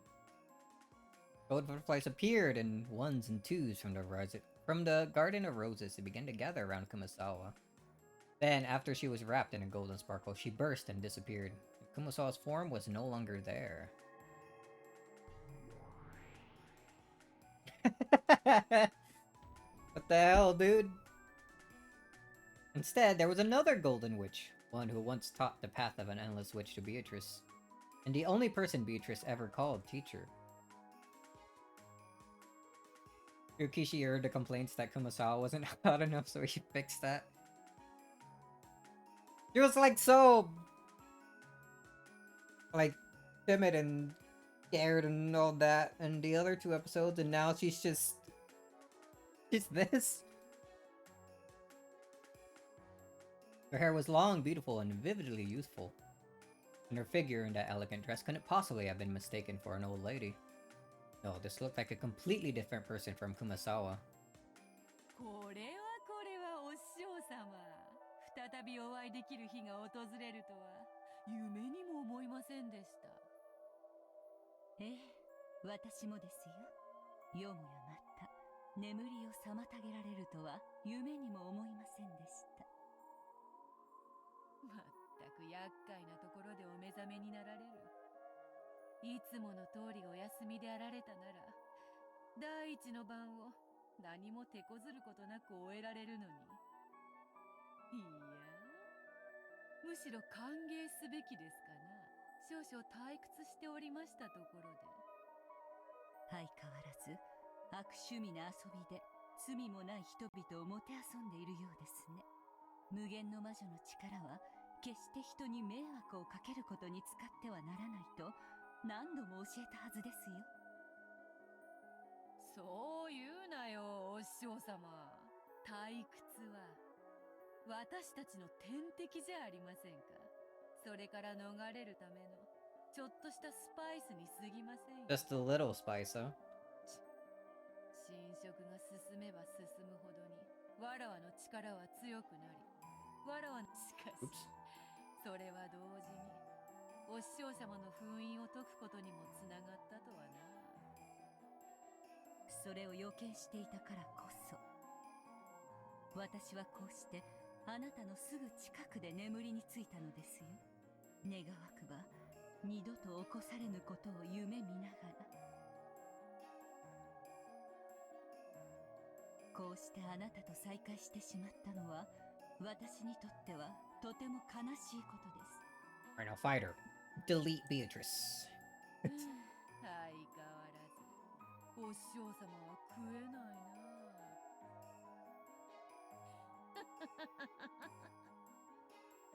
炉の上、家具の子たちを下げなさい。家具は主に仕えるだけです。すべての罪は主が背負います。かしこまりました、マダム・ベアトリーチェ。そのマダム、その子に譲りました。さあ、下がりなさい、家具の娘たち。私は一度聞かぬとしても二度言います。 May give warnings a second time. Listen to the first. 三度目は口にしませんよ。 Don't make her say it a third time. I want to see what happens, though. 下がりなさい。煉獄の七姉妹。巻き添いになれば塵と化しますよ。 Only dust. 下がれ、みんな。Renova and the seven sisters of the Renova and the seven sisters of Purgatory retreated. After that, what remained was the Beatrice whose daring expression didn't falter, and a teacher Beatrice who had given up on that name and wore a composed smile.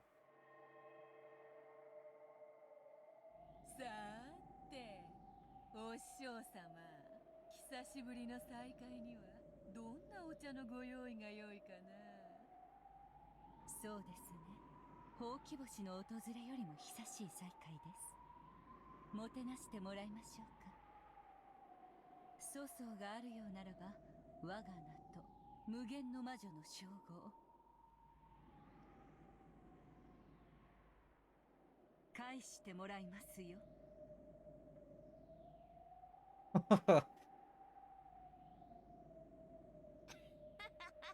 Gonna strip her of her witch powers? 無限の魔女にも免許更新制度があったとはな。仰せのままにあなたの弟子がどれほど立派になったか、そしてとっくの昔にどれほどあなたを凌駕したか、とくとご覧に入れましょう。 There between the two Beatrices seem to explode with sparks.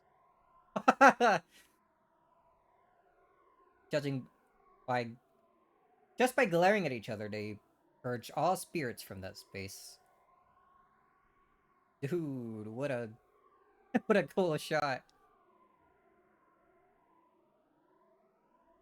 As they watched, his seven sisters shivered. After all, if they had retreated just 3 steps less than they had, they would have already been turned to dust by now. さあ、いらっしゃい、ベアトリーチェ。あなたにその名を譲ったことが私の生涯でただ一度の後悔です。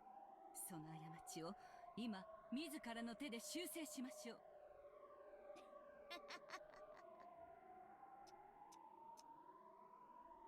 そりゃあ違うぜ、お師匠様。わらわのただ一度の過ちはこの程度の力を学ぶのにあんたに弟子入りしちまったことだぜ。なんか魔法だ。何が無限の魔女だ。こんなの気づくだけの力じゃねえかよ。それをもったいぶって偉そうによ。お前の出番はとっくに終わってんだよ、お師匠様よ。 Oh, this music.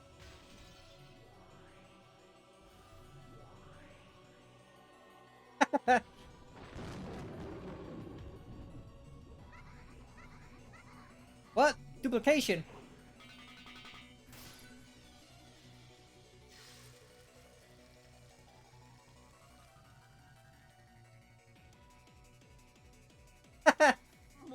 That was like, what the fuck, dude? Back as one of the funniest names. What is it? Fake red shoes?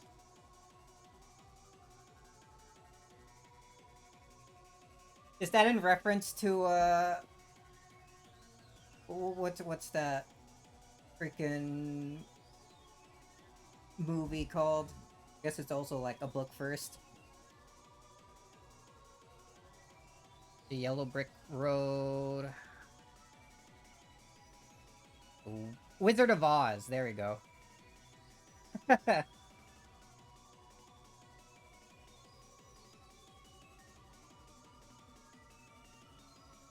Just sent it. Almost feel like the name is in reference to Wizard of Oz and how the... I'm pretty sure the witch's shoes that Dorothy wore to and click 3 times to return back were red, yeah.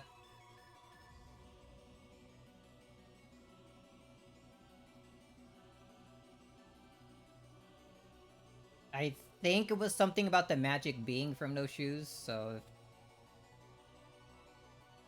in a way I think that's what makes the name make sense.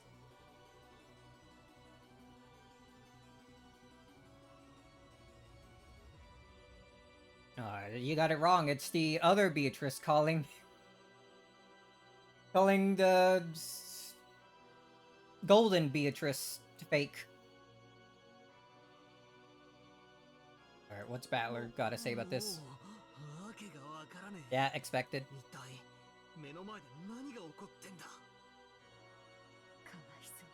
Oh, she's here? 私の弟子が迷惑をかけていますね。謝ります。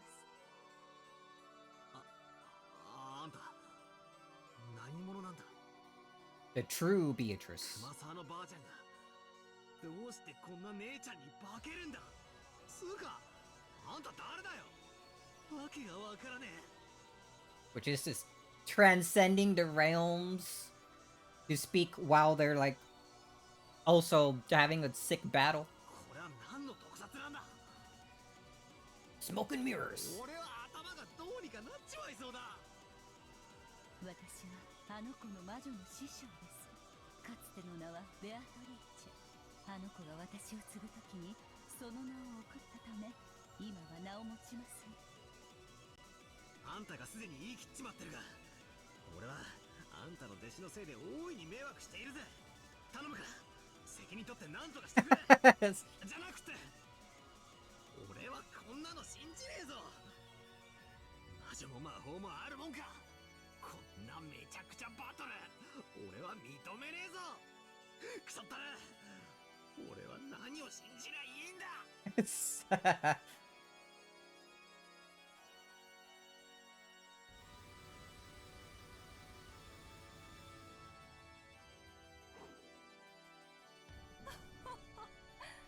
あなたらしい、とても短気なもてなしですね。さすがお師匠様。この程度じゃバカバカしくてまぶたを開く気にもならないらしい。 Oh man, she has the cool thing where if she does open her eyes, she comes like a billion times more powerful, dude. Gonna see the Sharingan. ぶっ壊す気でなきゃ無理らしいぜ。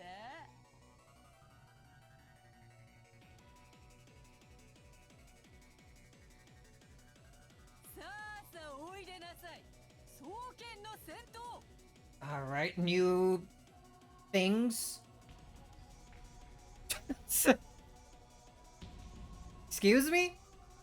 In response to Beatrice's summons, a terrific earth tremor split the rose garden, and on either side of her shoulders, two massive war towers sprouted and stabbed into the— How did no one notice any of this going on? How's it? No one waking up and looking outside and seeing this shit?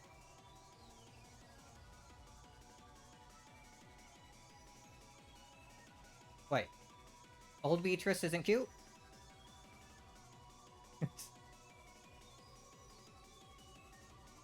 Man, the thunder's getting real loud up there. They stretched up 100 Maroots? The fuck is a Maroot?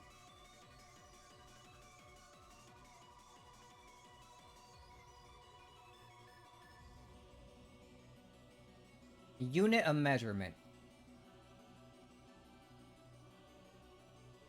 I'm getting nothing other than that. Alright, sick. They're just very tall. Got it. Each had 360 ports. They were war towers of the God's Army Corps, which had prevented even groups of ancient heroes from invading their sacred grounds. As Beatrice elegantly floated into the gap between the massive two-headed towers, she looked down on her teacher, sneering with a sense of absolute superiority. With the two massive towers lined up behind her shoulders, the witch looked very small, like a butterfly dancing between huge trees. 蝶に化ければ買わせるとか思うなよ。双子島の弾幕密度じゃあんた、虫ピンの昆虫標本どころかめった刺しの針刺し人形だぜ。 Over 720 ports opened up on the towers, and Gully soldiers readied their multi-shot ballistas. それであなたの手番は終了ですか。 Not impressed at all. それが遺言かよ。ぶっ放せ。 What's his—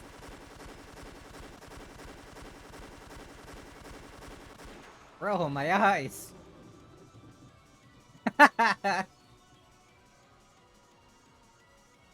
The ballista shots that numbered over 1,000 were all fired at once, drawing a beautiful geometric curtain of death. How is everyone still asleep? Heavy sleepers? The Boris sound, or the Boorish sound, As the bowstrings were played was probably even deeper than that of a reaper swinging its sickle. Fallen Tower.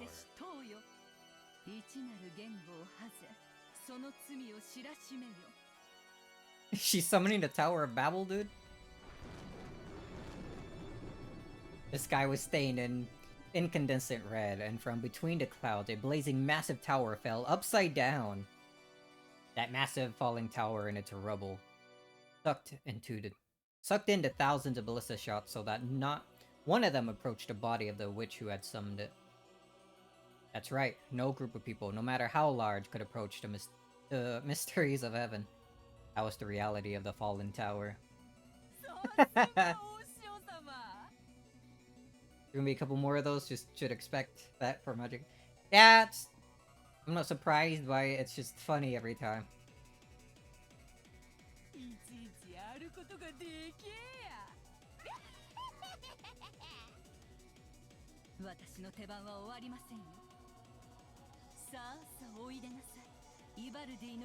Sons of Vivaldi.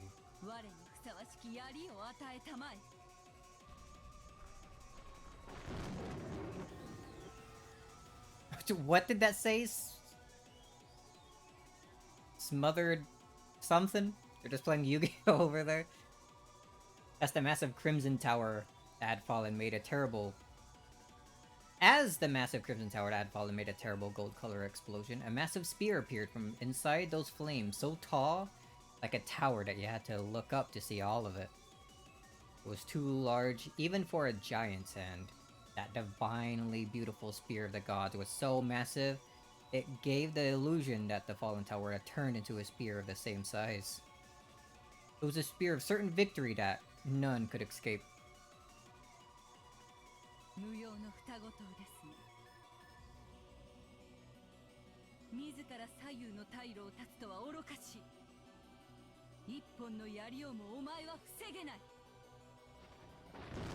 When she snapped her fingers in command, the massive tower-sized spear shot at Beatrice like a lightning bolt.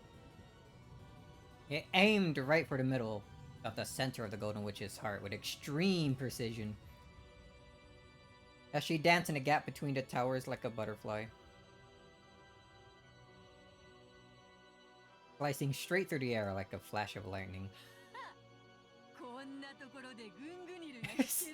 That's Gungnir?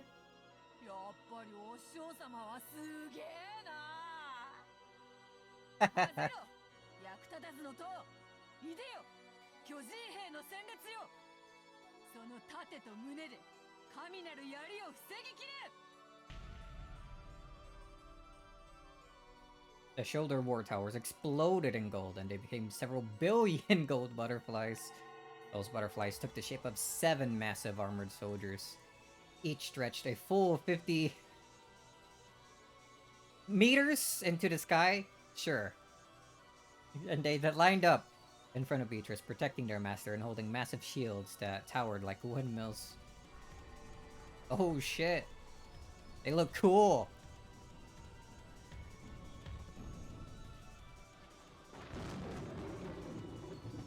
They were as massive as a mountain range. The witch behind them was like a small moon hiding behind the mountains. Once in the past, when the massive shields these giants held had been readied by a whole regiment, they had protected King Wilhelm's castle not only from arrows, but from the wind and rain. Or when they had faced upwards and held their shields to the heavens, not a single raindrop had gotten through.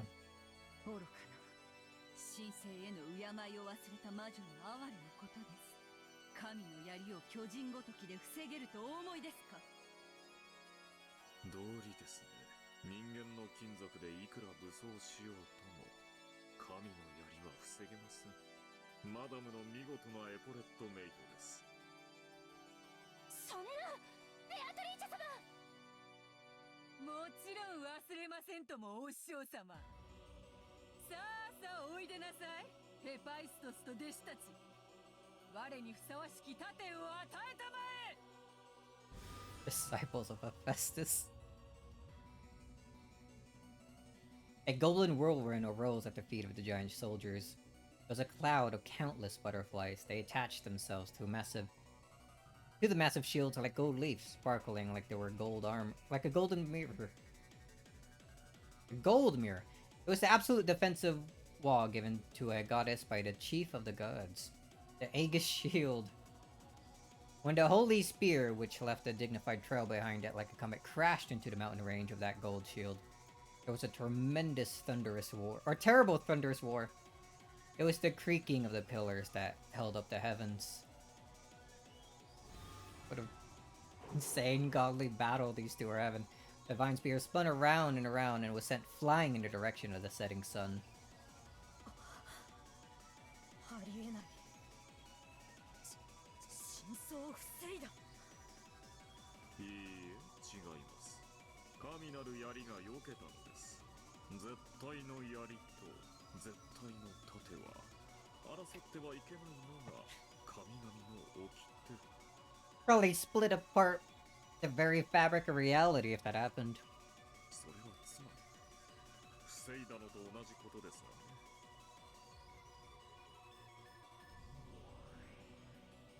このような荒事ばかり腕を上げましたね。むしろお師匠様はこういうお遊びが相変わらず苦手なようで。わらわからのお返しだ。法典にのっとり。 Follow the code. The giant soldier battle line, which had fully blocked the divine spear, released its holy gold shields. The shields fell to the earth, making the ground shake.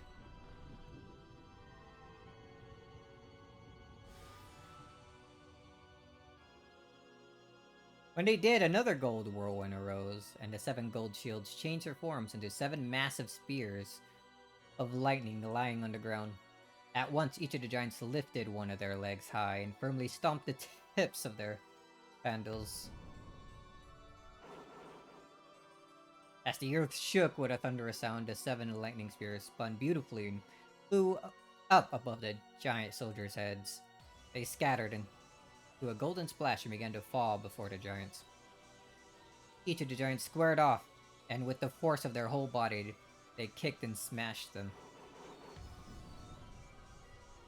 The broken pieces numbered exactly 30 and became lightning spears of exactly the same size as the originals, which made 210 for the 7 giants, and all of those burst at once, with each splitting into 30 thorns for a total of 6,300. Thanks for the exact numbers you're giving me here.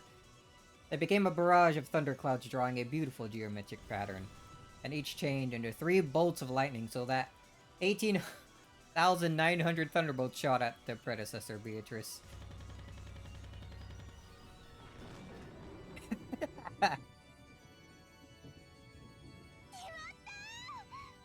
Nah, it can't be. Surely not.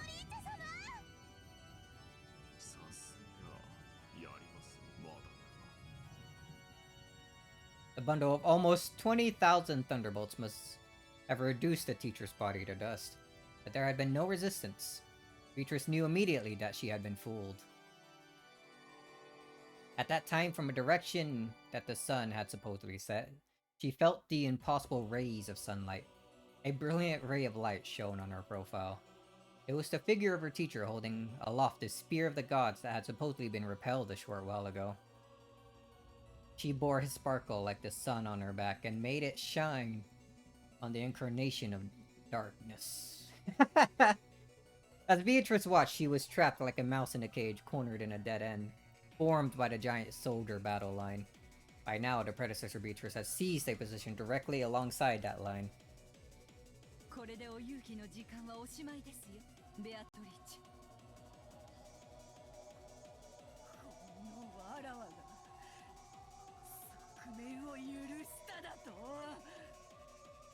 Her bold expression hadn't faltered even once, but now it twisted for the first time. And faster than Beatrice could click her tongue, the predecessor Beatrice released the holy spear. As it leapt through the air, it changed its form once more. Whoa, extreme close-up.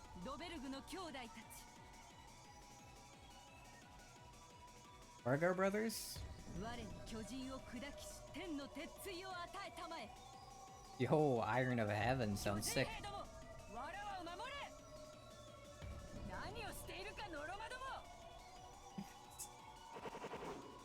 By now, it was no longer a spear, but the whirlwind of a massive hammer that raised a sound like a windstorm as it flew through the air. It was the legendary hammer that had shaken even the king of the frost giants. So the giant soldiers couldn't escape from that fear. So regardless of how strongly their master ordered them, they couldn't get in the path of that hammer. バックランクメイト、安らかに眠りなさい。しょー。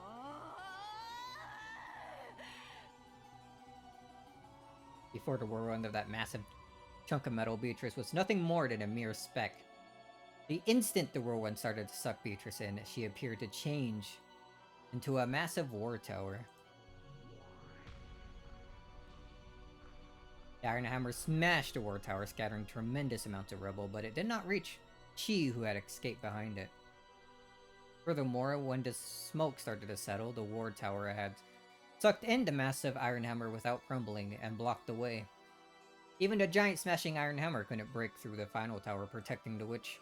However, this war tower was actually the witch's last trump card. It was a war tower for dodging that could only save her from danger once, but this tower was impenetrable. No weapon could break through it. At that time, the moon disappeared as Beatrice hid in the shadows of the giant soldier battle line in the war tower. She looked up at the sky. When she did, inside the moon was the figure of a massive horse ridden by the god of war and death. The predecessor Beatrice rode the horse with him. Yehosek, his cloak had blocked the moon and swallowed it in an eerie shadow, and the spear of the gods was in his hand once more.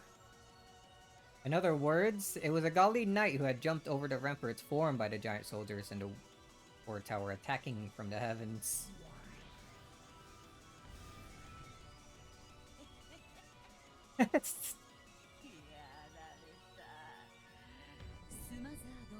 Smothered mate. Alright, so that is what it said on the spear. So cool, we went into the old textile.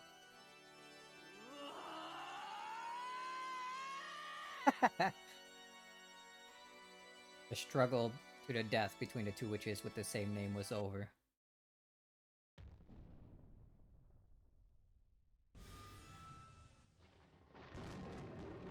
The spear that had been launched from the heavens pierced the ground. The giant soldier battle line and the war tower split up into countless gold butterflies, wrapping the area in a gold-colored storm. Then came the sound of thunder, and the sound of falling rain and wind. If you looked around, the rose garden was empty. The butler and the rest watching the two witches confronting each other. But Beatrice alone had changed. Looked around, the rose garden was empty. The butler and the rest were watching the two. Okay. Beatrice alone had changed. She had been pierced straight through by the spear from the base of her neck and her right shoulder to the left buttocks, unable to even reach the ground with her feet, horribly exposed like a pitiful bin butterfly tormented by the wind and rain.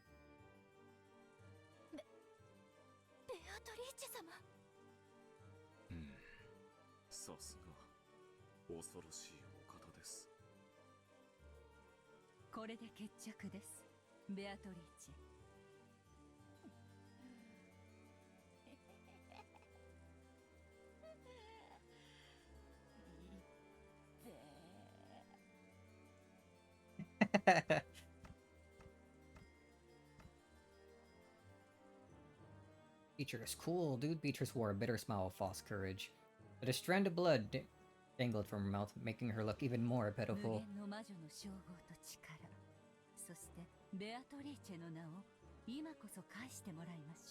No longer Beatrice. やめて、許しておくれよ、お嬢様。ちょっとふざけただけじゃねえかよ。Just fooling around, huh? あなたから我が名を奪います。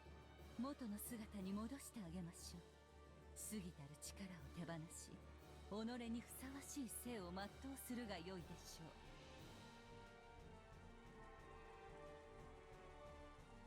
さあさあ、思い出してごらんなさい。あなたがどんな姿をしていたのか。 The predecessor Beatrice began to recite the words of power. When she did, small gold butterflies gathered near the skewered Beatrice and began to swarm about her. Like butterflies sucking the nectar out of flowers, they began to suck the magical power out of Beatrice, and it seemed to cause her intense pain. A cry of anguish issued from Beatrice's mouth. She no longer had any power to resist it. さあさあ、目を閉じてごらんなさい。思い出してごらんなさい。あなたがどんな姿をしていたのか。さあ、ベアトリーチ、あなたも私と一緒に復唱なさい。一緒にお歌を歌いましょう。そうすればすぐに終わりますよ。あなたの苦痛が少しでも早く終わります。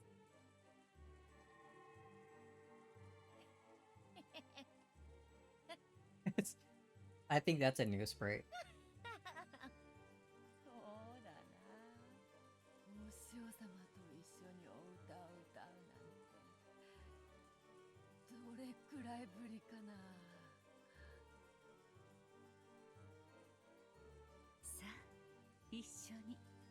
さあさあ、思い出してごらんなさい。あなたがどんな姿をしていたのか。さあさあ、思い出してごらんなさい。あなたがどんな姿をしていたのか。The two of them began to recite the same song. More and more gold butterflies danced around, swarming around Beatrice. 大丈夫ですよ、お嬢様。あなたは私の弟子であることを失いますが、私の仕えるお嬢様であることに変わりはありません。そうしたらまた一緒にご本を読んで差し上げましょう。リンゴのパイを焼いて差し上げましょう。 Yo, apple pie. 昔のように。さあさあ、思い出してごらんなさい。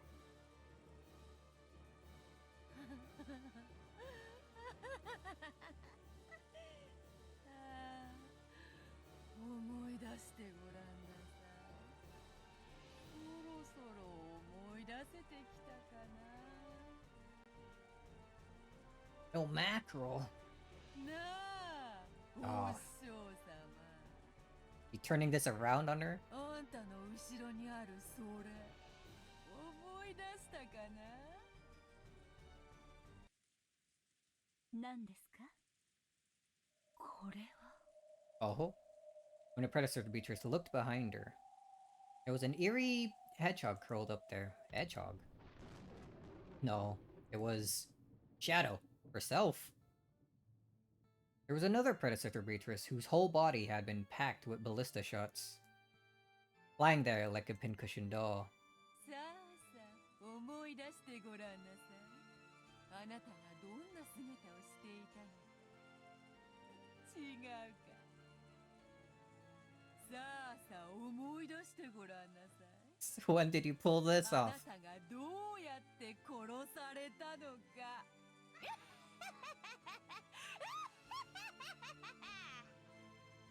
Predecessor Beatrice was stunned. Her form gradually began to fade away. これはいつの間に。最初に呼んだのは双剣の塔ではない。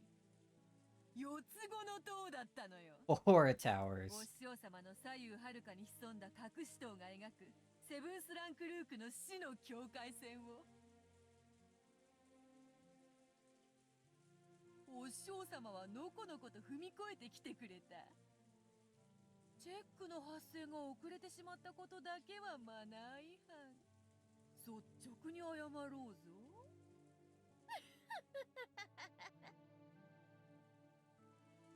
Battle had been decided at the very beginning. It had been over since the time the predecessor had leaned forward, riding her holy spear to attack Beatrice, who had been wedged between the shoulder towers. The hidden towers lurking on either side had bathed her in a windstorm of ballista shots from 720 ports on each side, pinning and killing her. However, Beatrice hadn't wanted it to be resolved like that. She had wanted to let her teacher take her next move and had continued acting as though the game was still on. He had immediately revived her with the endless power, and had made her continue the game as though nothing had happened. Really. Then the predecessor slowly remembered that she had already been killed, and began to vanish completely. When she did, the spear that had pierced Beatrice also vanished.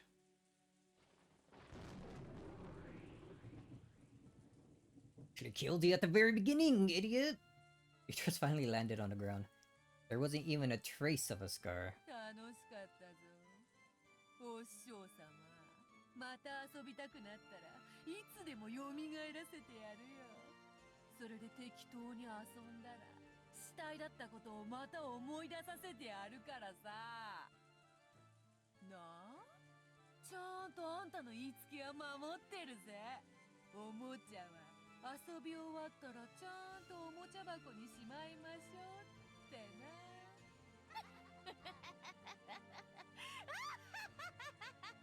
Damn, here I thought Beatrice actually lost. 楽勝でございますかな。愚かな心象だ。四つ子島で騙せてなかったら死んでおったのはわらわの方よ。True, we saw it. さすがはお師匠様だが、これで胸が張れるというもの。わらわは今こそお師匠様を完全に超えたとな。ロノウェ、お師匠様の亡骸をもうわらわもそこまで敬意を失ってはおらぬでな。かしこまりました。今宵の第一の晩は少々派手に暴れすぎました。少し Yeah, は that's one way to 片付けも put it. 必要でしょう。 Just a bit, righteous. すぐに取り掛かります。ヤギたちよ、お片付けの時間ですよ。All the goats. There they are. And Renov snapped his finger, blazing, sparkling eyes began to blink open in the shadows and darkness, becoming goat-headed attendants that appeared one after another. One by one, they worthily stood at attention in a line behind Renov's back. この度は6人の遺体をどのようにいたしますか？ This time, また密室形式に。 always referencing the previous freaking games, dude. Starting to bug me. それをロノウェに任す。バトラーを悩ませるようなとびっきりの密室を頼むぞ。Another closed room. She really likes these. かしこまりました。それではとびきりの。 Extraordinary.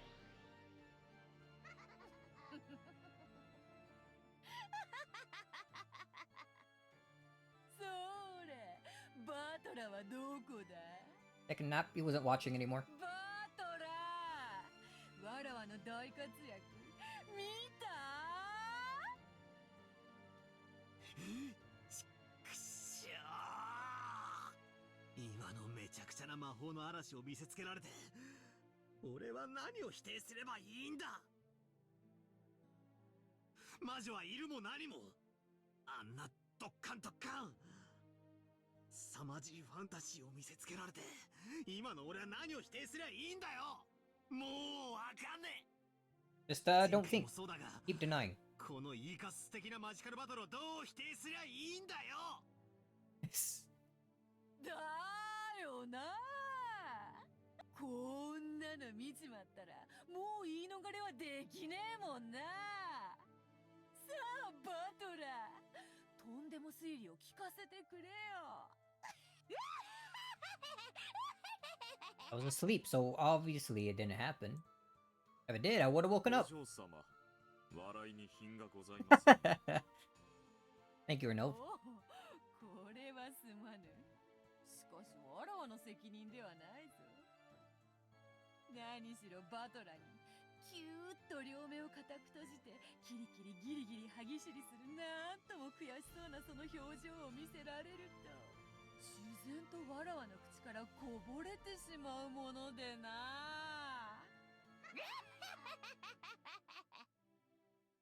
さあバトラ様、くじけずにテーブルへお戻りを。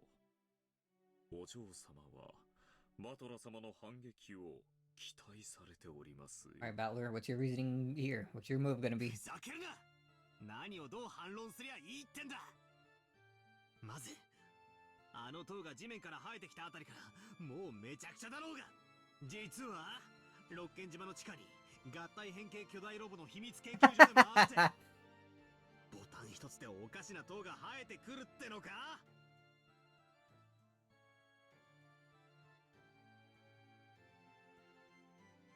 I'm wondering.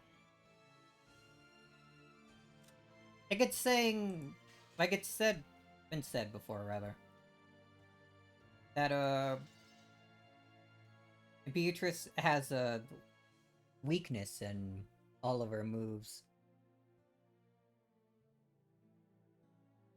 I don't know. I was thinking, like my thought was, is it that she could only do these spectacular like magic things when Battler isn't actually around?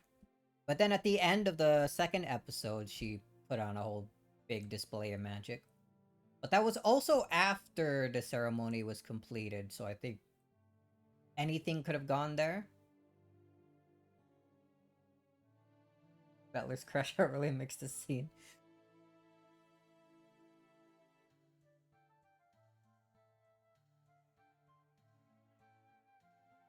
Like, not this Battler, but like, I guess Rakanjima Battler. That makes sense. Is asleep right now in the guest house. He wasn't present to witness this. And it was cleaned up right after, so who's to say it actually did happen unless Beatrice just says it in red. Battler also gave up at the end of episode 2 and was possibly drunk. True.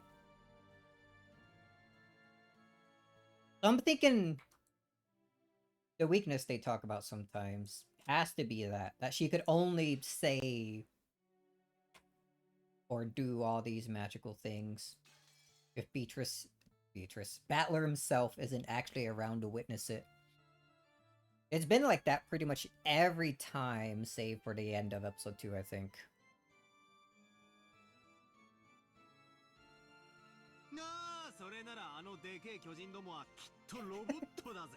Must be robots! Secret laboratory, there's an evil freaking scientist here.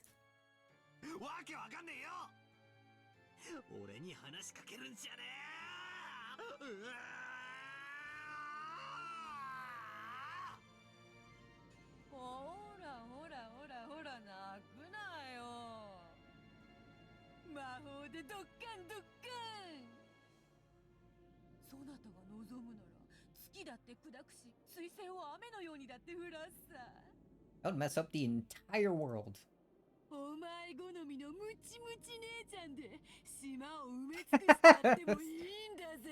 Hold on, maybe do that second one.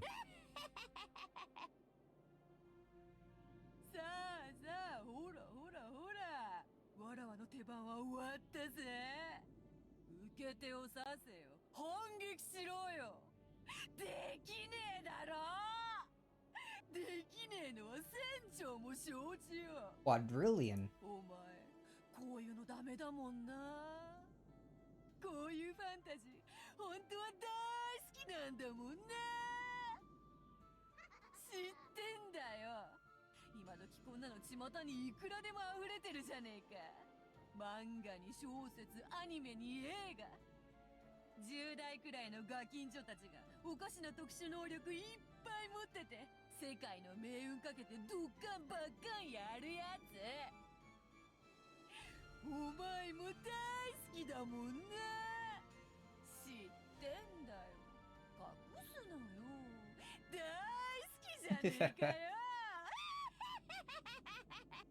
Was kind of sick, I guess.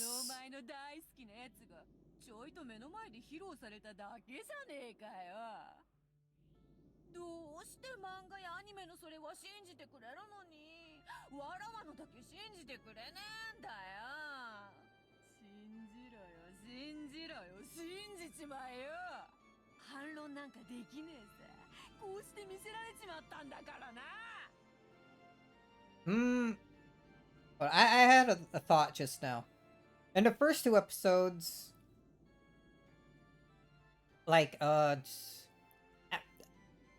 like in the prologues, we had like what was it, like an opening credits thing where it displayed the names of everyone. In episode 2, it did that same thing, except had Beatrice's name at the end, I think. We didn't get that at all this episode, did we? Maybe because we already saw it twice? I don't know why I'm thinking about that. I don't think it has any importance. I don't know, strange, just random thought. ほらほらほらほら返事をしろよ。思考はいらねえ。素直にごめんなさいベアトリーチェ様って言えばいいんだよ。What a mocking ほら言っ voice. てみろよ。ごめんなさいベアトリーチェ様って言ってみろよ。言えよ言えよ恥ずかしがるなよ。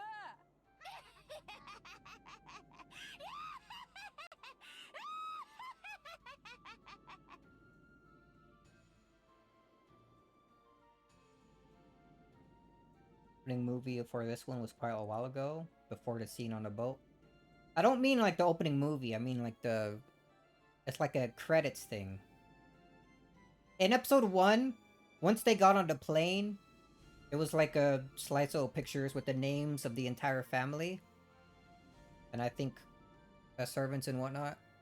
In episode 2, it did it again, I think after the whole thing with George and Shannon on the island. Maybe it was after Shannon broke the mirror it happened. I forget when the exact point is. But yeah, that. I don't think we got that this episode.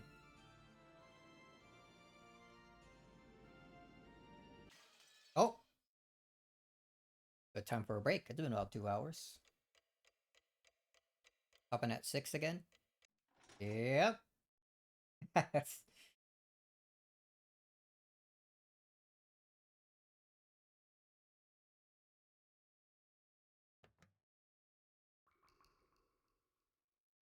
Do a nice save here. And do a quick BRB. I guess I'll put on some music. We go with that angle.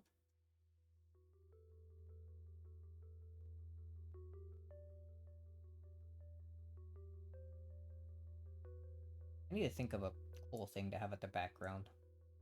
Can't stay cage related forever, can I? But anyway, yeah. Give me a few minutes. Gonna get up, stretch my legs. Maybe for coffee. And which one call it? Maybe a snack. Slightly hungry, and then we'll continue. Another couple hours or so. Alright, BRB.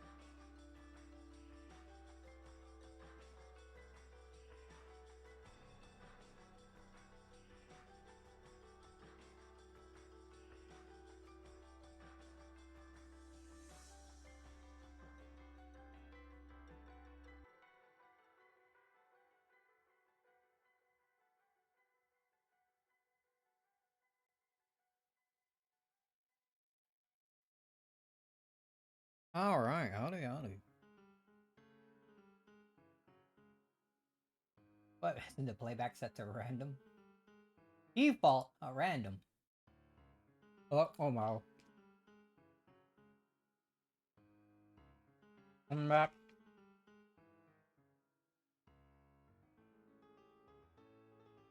A little snack. Don't mind me as I take another minute or two to eat a little something.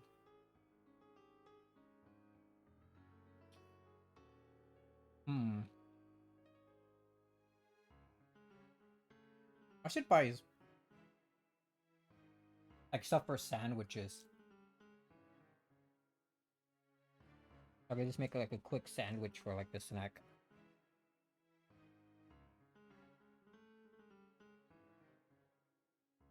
I also like DoorDash some food or something.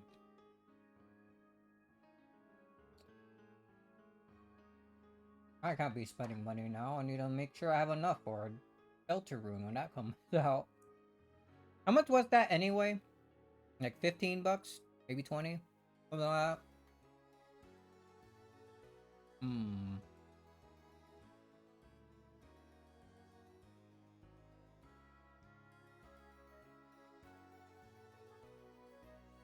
20?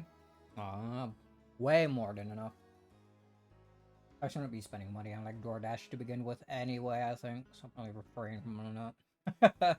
As much as a hamburger seems pretty good right about now.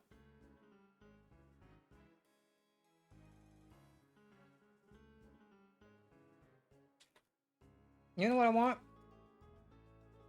A good multiplayer game. Another one.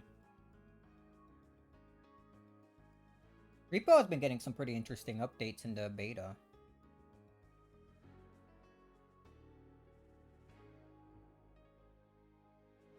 If you haven't seen their like devlog thing that they always do like every week, the one today I watched it, and they've added a feature where you crouch to regen your stamina quicker. I think it's pretty good. I like that. I like that a lot.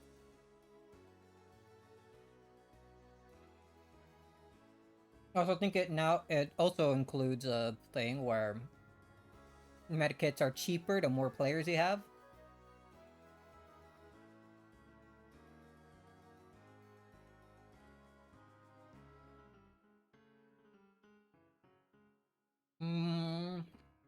I had a lot of cool stuff. They added a new weapon. Like a freaking laser gun.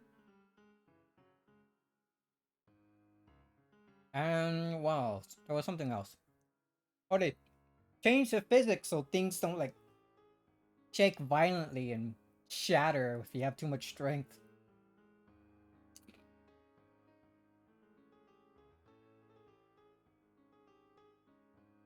I kind of want to play Repo again, but maybe we should wait until the update's fully out, because it seems like they're in the end of development for it.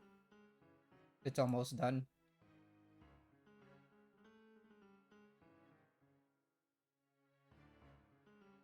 Any other cool multiplayer things? Did Power World ever update, or it's getting an update? I don't think it's out yet. The whole like Terraria thing and the new island and whatnot. I could go for playing Power World for like another another like 50 hours. I have 220 hours in Power World already. Hot damn.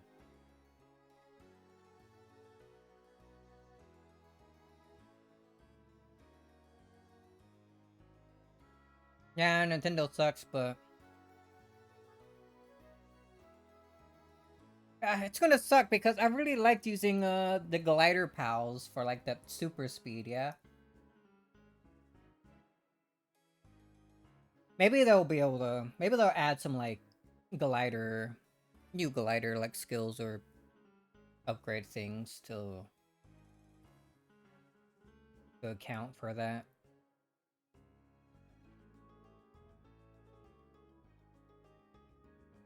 Of course, there's always mods which could probably re-add that back in. Probably won't Wouldn't be that hard. Oh, yeah, here's the update post. Terraria... Idle Terraria comes out in summer, whenever summer's supposed to be. Isn't it basically summer now?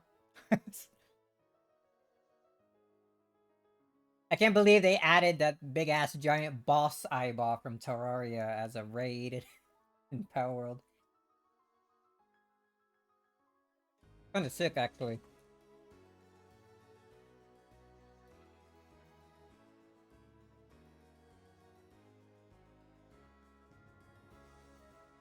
I have never... well, no, that's a lie. I played Terraria once, but it was like on PS3 or something. Maybe PS4. With a friend for a while. But I just couldn't really get into it. I didn't really understand like how everything worked. You just go either way. I must have been a good few years ago. That was back when me and my buddies still lived close enough to like hang out, walk to each other's houses, which that's so long ago. It's gotta been more than 5 years ago. Maybe around 6 or 7.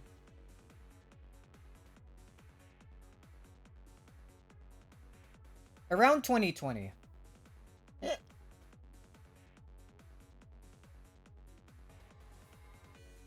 Which was ages ago, holy.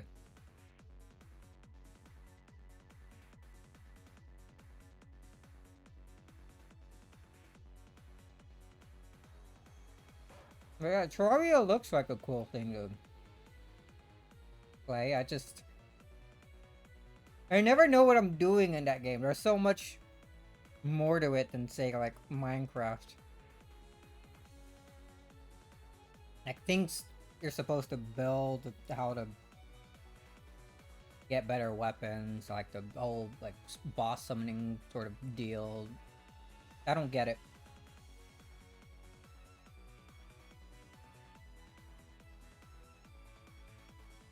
For play it, I would need to get it for PC. But I'd be down to try again. It's probably better on PC anyway with mods and like mouse control and all that.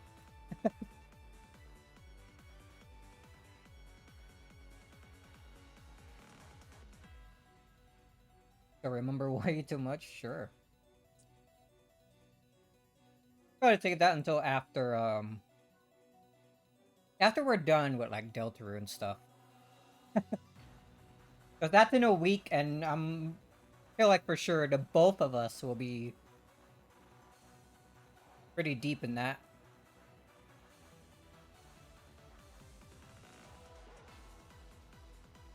I wonder if any other interesting things we could try playing. Actually, hold on. I was gonna say Wilds again because of the Akuma thing that they added. I don't know if that's not a DLC, right? That's just part of the game. I don't think they ever add like stuff like that as DLC. Have you seen Akuma in like Wilds, by the way? Next actual up there? Ah, that's fair.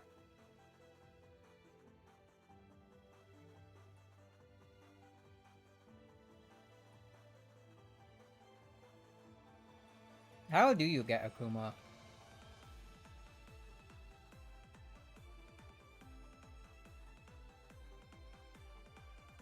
You probably have to do like the quest to unlock them.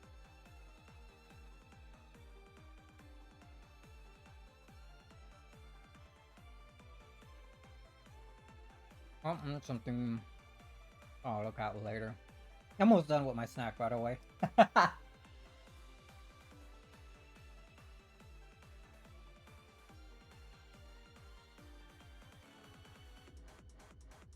However, if you haven't seen it, Akuma's basically like a new weapon type. Fucking beat monsters to death with your fists. Yeah, it's like the way they did it is a bit strange. They're like items you put on your item wheel.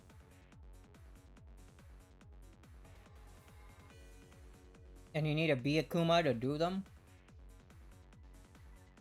Seems cool though. Nah, it seems you could actually have to be a Kuma. But maybe there's already a mod out there that allows anyone, like your own player character, to do it.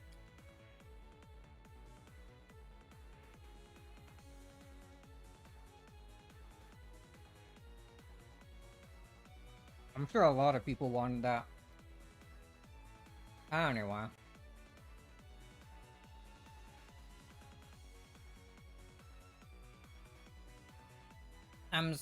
Aha. Ah. I'm satisfied with my snack enough now.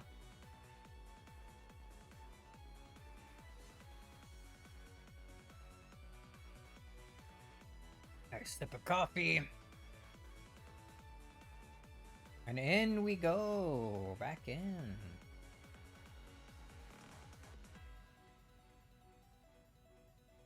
This out of here. Get this out of here.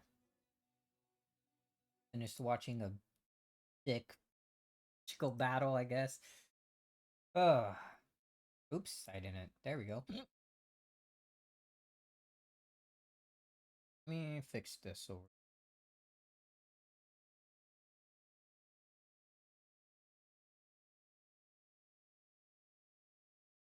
There we go. What now? Are you gonna keep flashing Beatrice laughing at me?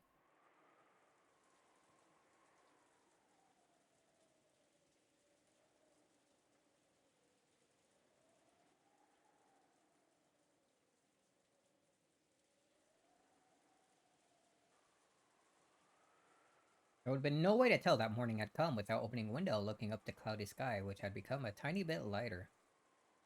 It wasn't a refreshing morning. I don't know. I would say it was. I like clouds. I like rain. They haven't updated any of that. Actually, hold on. Oh, okay. They don't have teacher Beatrice there. It wasn't a refreshing morning. All that could be heard was the sound of rain, which hadn't stopped falling since last night, and the howl of the wind. I would love that unironically. とても朝とは思えないわね。 It's hard to imagine you're alive in the morning. Usually you're dead. 私たちの心をそのまま示したひどい天気よ。なら随分穏やかじゃねえか。雨は降れど、槍が降らねえだけマシだぜ。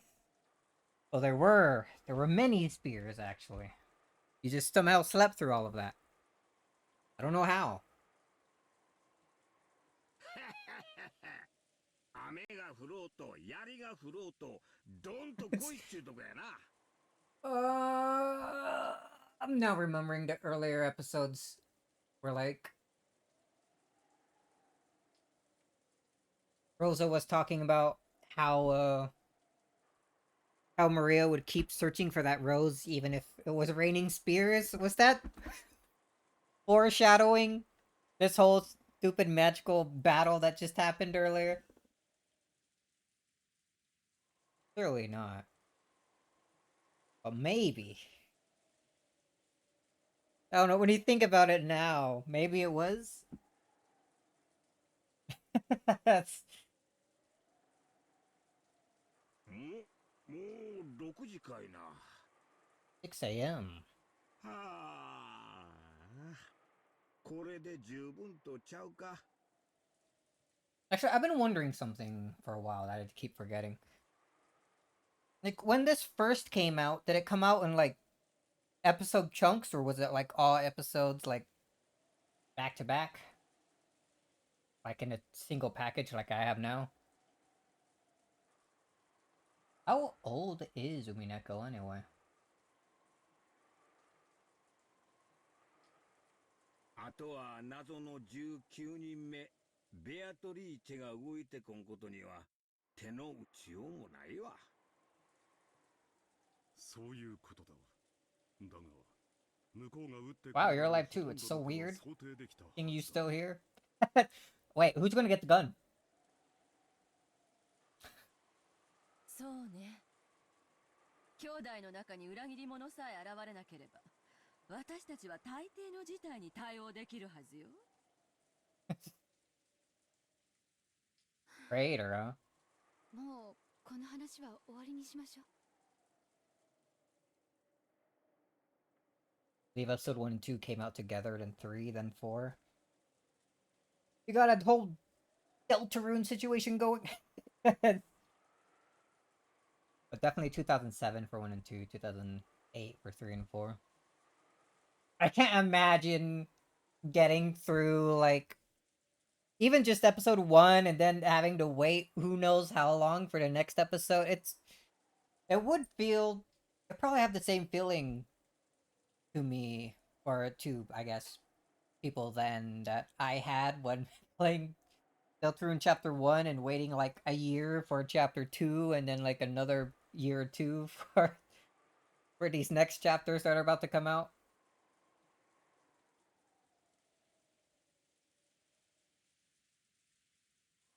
Three went through a big rewrite because people thought 2 was too... Wasn't that the point?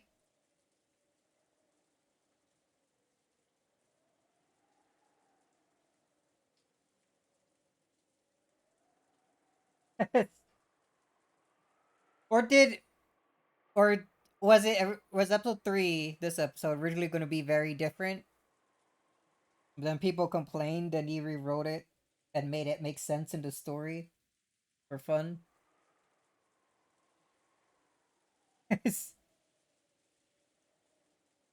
I don't know. It's... I think player reactions affecting a story like that could be pretty interesting. 結局徹夜しちゃったわね。 2007. Where was I in 2007? What was I doing? I was like... 2007. Probably like... Back in my small blue house playing like freaking Metroid Prime on the GameCube. Around that time. Extremely different. Yeah, Predecessor Beatrice is going to be an entirely different character. Wow. I'm guessing he actually gave out like... What? Like a synopsis or something? That might have been what the original episode was going to be.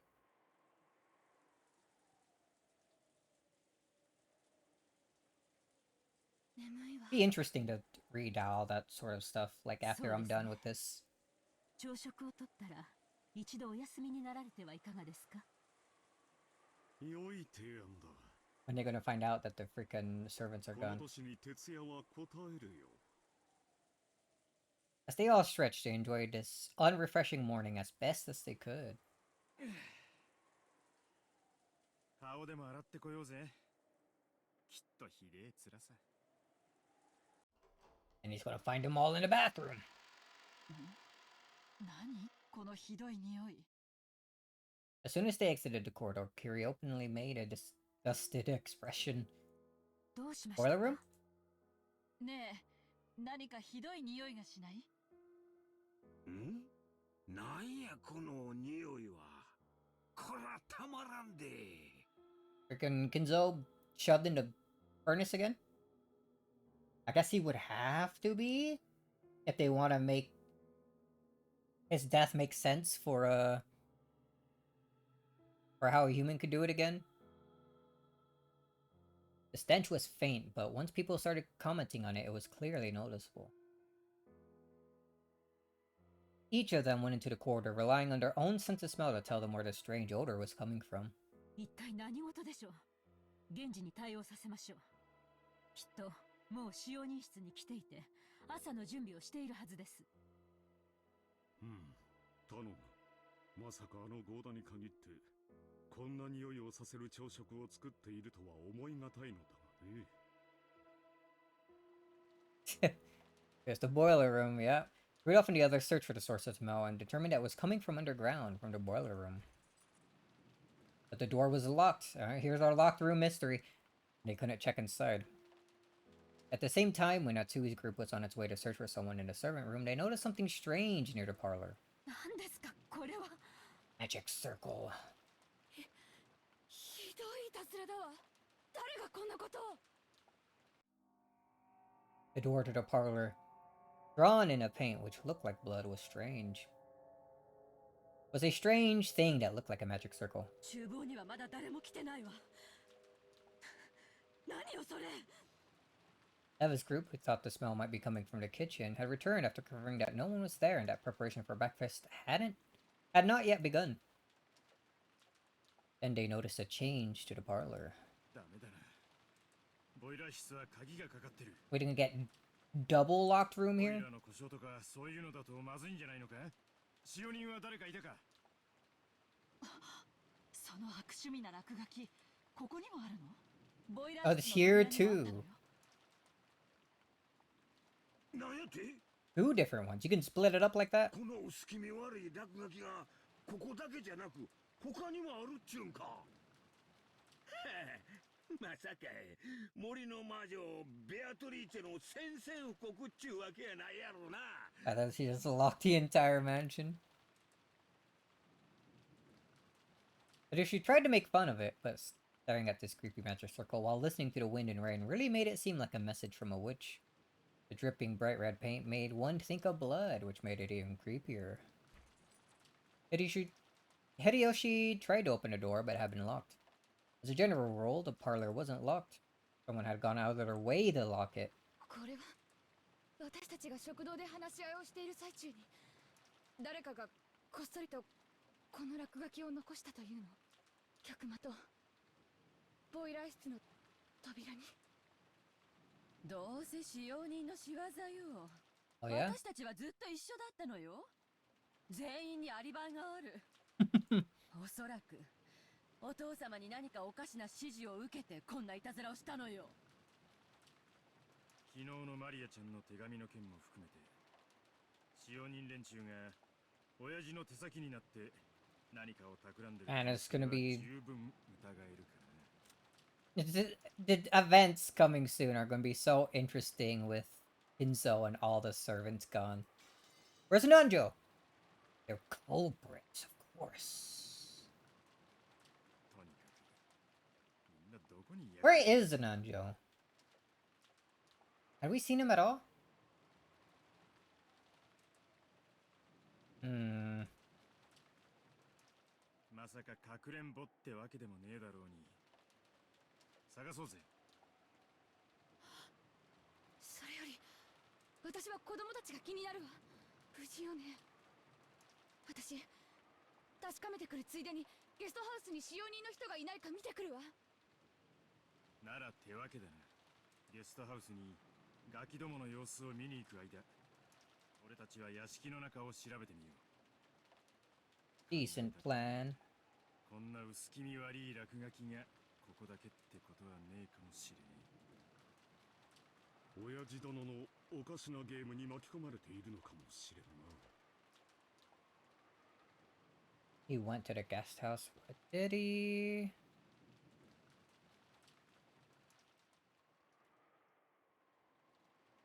I guess he usually always returns with them to the guest house. He's done it the last couple episodes.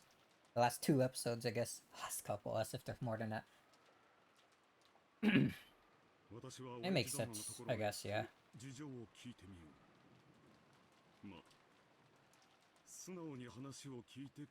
Ooh, it's a couple. True. 3 is a crowd. The adults split up. Yo.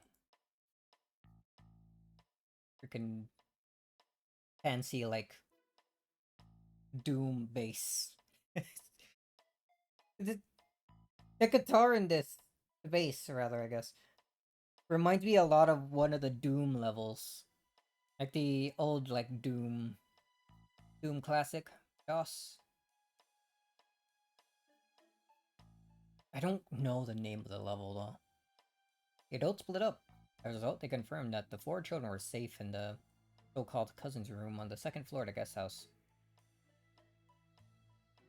They had apparently stayed up late last night playing. All of them were snoring loudly, so Rosa decided not to wake them.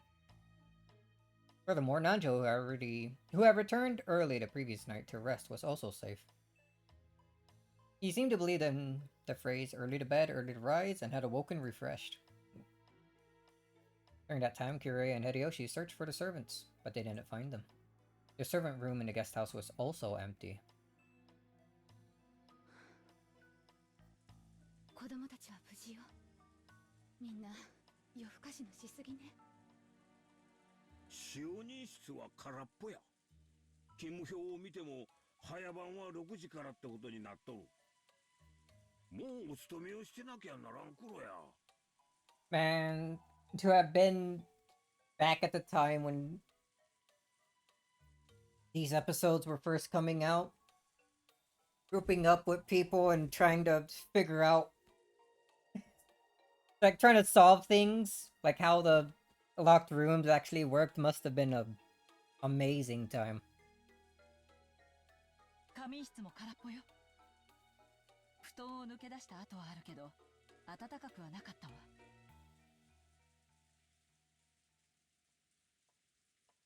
こら、クラウス兄さんたちの想像が当たったんとちゃうか？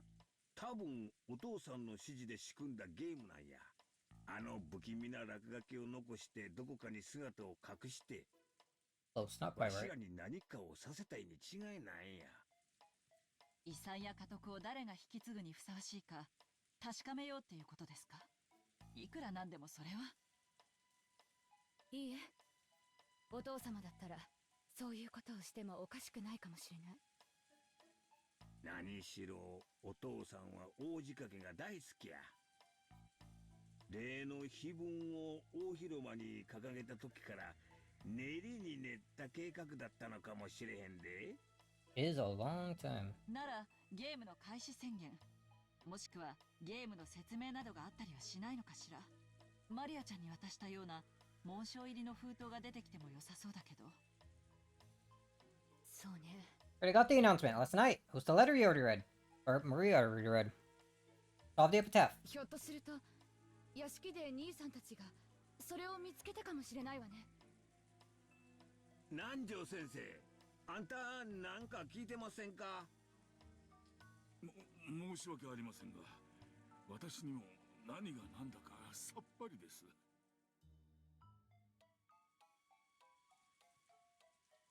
Anjo and Hideyoshi kinda look a little similar. Anjo's like a bit rounder. ただ、なるほど。金蔵さんが何かを企んで大仕掛けを打つことは私にも容易に想像できます。一度屋敷に戻らんか？なんか向こうで見つけたかもしれんで。お邪魔でなければ私もご一緒いたしましょう。私はここに残るわ。上にマリアたちが寝てる。何が起こってるかわからないんだもの。子供たちを放ってはいけないわ。そうね。私もローザさんとここで留守番してるわ。Oh, Rosa and Kirei? うちの人にそう伝えていただけませんか？ Rosa and Kirei remained in the guest house. Hideyoshi went with Nanjo and returned again to the mansion.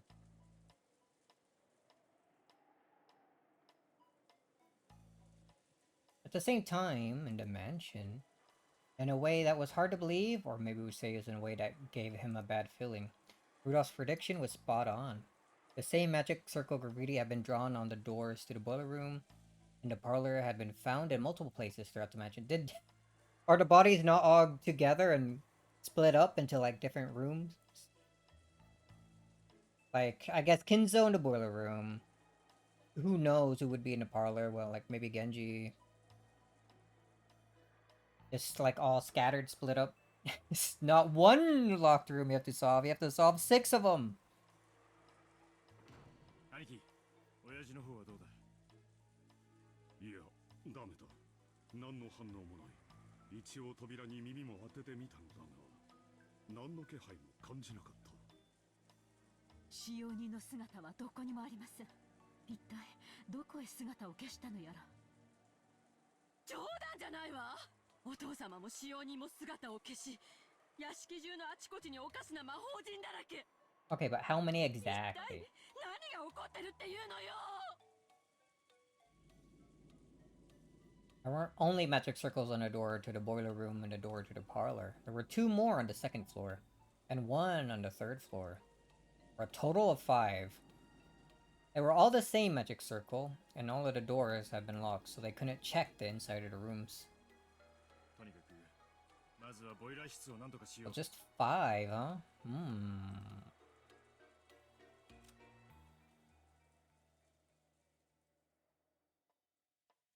Kenzo in the boiler room. And then the rest, I'm guessing... Maybe Genji, Goda, and Kumasawa have separate rooms, and then Shannon and Canon are together? In one room?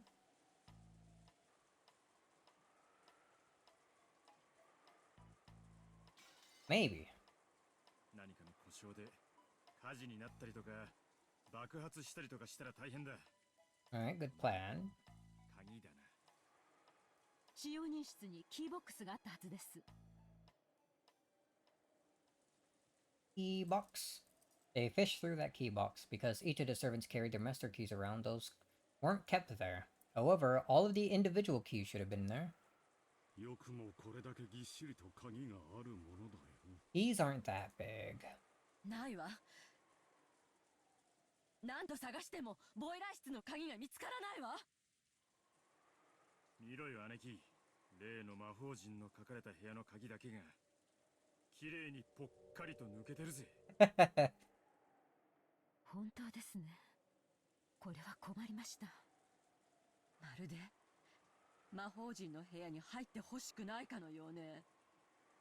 いいえ、わざわざ魔法陣でアピールしてるんだから入ってほしいのかしら。俺は後者だと思うぜ。扉をぶち破るのは映画じゃあるまいし無理だろう。 I don't think it's that hard to break down a door. なんとかなるかもな。 For a while, Cross pondered over whether this situation really called for smashing a window. At that time, Hideyoshi and Nanjo returned. There was nothing strange in the guest house and the children were safe. They told the others that Rosa and Kyrie had stayed to watch over the place. おはようございます。 Nanjo! 何やらおかしなことになったそうですな。おはようございます、南條先生。早朝から起こしてしまったようで申し訳ありませんな。 It was already awake though. なんや、手紙の類は見つからんのか。わしはてっきりそういうのが見つかったとばかり思っとったんや。そうね。私もこれはお父様の壮大な冗談か何かのゲームだと信じてる。でもそうなら必ずそれを伝える手紙があるはずよね。マリアちゃんに手紙を与えたように。ゲーム開始宣言はまさにあのマリアちゃんの手紙だったのかもしれねえぜ。Yeah, that's what I was saying at the start. 謎を解いてみろと。すでにゲームの内容は示されてるさ。なら屋敷から5つも見つかった魔法陣にはどんな意味があるというのかね。姿の見えない使用人もだ。夏日姉さん、使用人って今日は全部で何人いたかしら。 5. 現地に合田に5人ですが何か。使用人が5人、魔法陣も5つか。偶然だろうが気になるな。兄さん、窓を破りましょう。中を確認するべきだわ。仕方ないな。綺麗に頼むよ。 Cross made his decision and gave permission to smash a window. And he decided that the first room they would break into would be the parlor on the first floor, where the windows would be easiest to reach. Oh man. A lot more interesting seeing that they're all split up instead of in the same room. They had hoped to peek in through the window, but the curtains were down, so they couldn't see inside. Rudolph wandered around the garden trying to find something that would be good for smashing the window. Can't be that hard to find a rock. Eventually, he found a rock bigger than a fist and came back. 全部割ることはないわよ。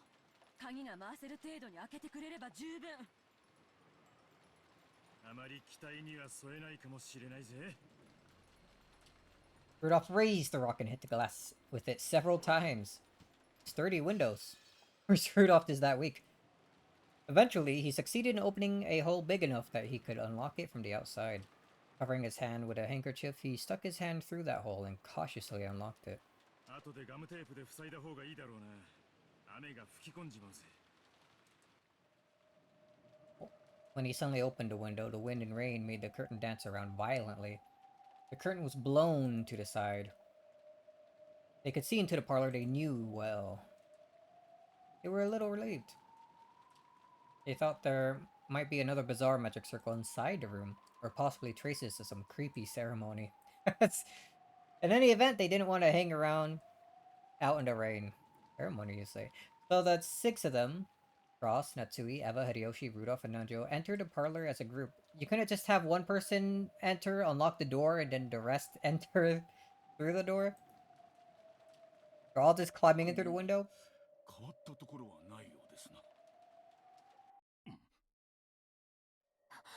どうしましたか、シャノン。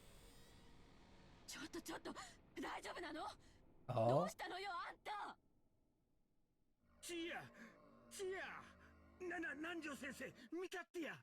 おい、シャノンちゃん、大丈夫か？返事をしろい。揺さぶってはいけません。今、容体を見ます。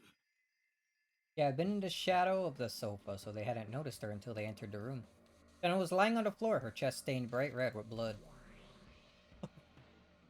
おーい、バトラー、どこだ？ They're gonna taunt him now. ほら、シャノンの死体が出てきたぞ。もういじめねえから出てこいよ。おー、いた。そんなところで頭抱えて何してんだよ。Trying to figure things out. Give him time. Valor was crouching under the table, holding his head. His pitiful figure made it plainly clear that he didn't want to see anything, didn't want to hear anything. Had he heard Beatrice's sneering voice? Could he not hear, or was he pretending that he couldn't hear? In any event, it was clear that he closed up his heart like a shell. Aw, Battler, come on, dude. 少しお嬢様がいじめすぎたのではないでしょうか。あれだけのものを見せつけて反論を迫っては塞ぎ込みたくなる気持ちも分かろうというものですよ。なあ、バトラー。反論がないならリザインを頼むぜ。お前の手番なんだ。何か刺すとかパスするとか、さもなきゃ降参するとかしてくれねえと話が前に進まねえよ。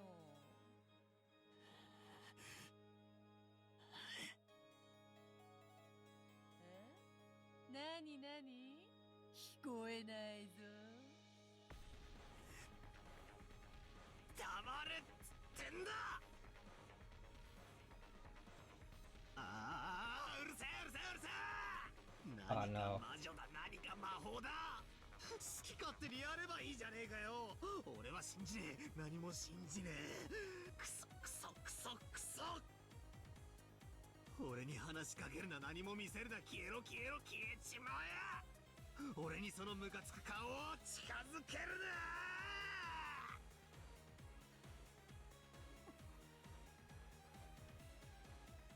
Beatrice winced reflexively at Battler's sudden rage. He hates it. She hates it. Everyone hates it. そうは言うがな。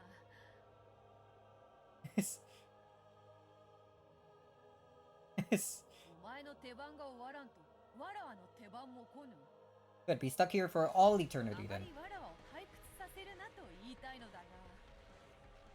知るかよ、黙れよ、うるせえんだよ。お前のゲームなんか知るかよ。付き合ってらんねえんだよ。俺の番が終わらねえとてめえの番が来ねえってんなら永遠に待ってやがりゃいいだろうが。ああ、知らねえわからねえ。魔女も魔法も認めねえ。あんなめちゃくちゃも認めねえ。俺に話しかけるなっつってんだ。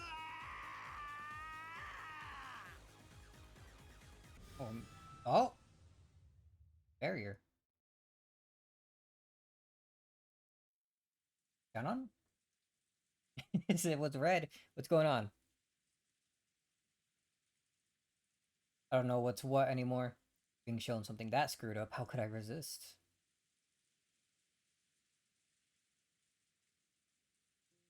I wandered aimlessly through the rose garden. It was raining and windy, but that didn't mean my body got wet. There was just a feeling of isolation as I wandered amidst the wind and rain without an umbrella. 俺はひょっとするとあいつのゲームにとっくの昔に負けているのかもしれねえな。 Actually, didn't we already have a clear winner and loser in the last game? After all, I surrendered for a time. That's why the world was tinted with witches and magic. Right now, Wakajima is a different world where witches stride around openly and fire off strange spells. Isn't it a matter of accepting it? It isn't a matter of accepting it or denying it. Maybe I mistakenly assumed I was playing a game on an even footing with Beto. Maybe I was already defeated in the last game and this is just a singing ceremony of my surrender. A minute ago, a terrible battle unfolded in this rose garden. I saw it with my own eyes. I kicked the ground. Obviously, the ground was hard, and water from a puddle splashed. Several towers had split this ground, sprouting like high-rise buildings. The more I kicked the ground, the more it felt like that couldn't possibly have happened. But for that very reason, I couldn't explain it with anything other than magic anymore. 密室に鍵が閉じ込められてよくある推理小説の延長だろってことはわかるさ。でもあれ、あのドッカンドッカンってのはな、くっそー。私の弟子が随分と迷惑をかけているようですね。Oh, you're still alive? あんたは Someone suddenly spoke to me, so I turned around. And in the rose garden arbor was the predecessor Beatrice, whom Beatrice had supposedly defeated a short while ago. You're not dead?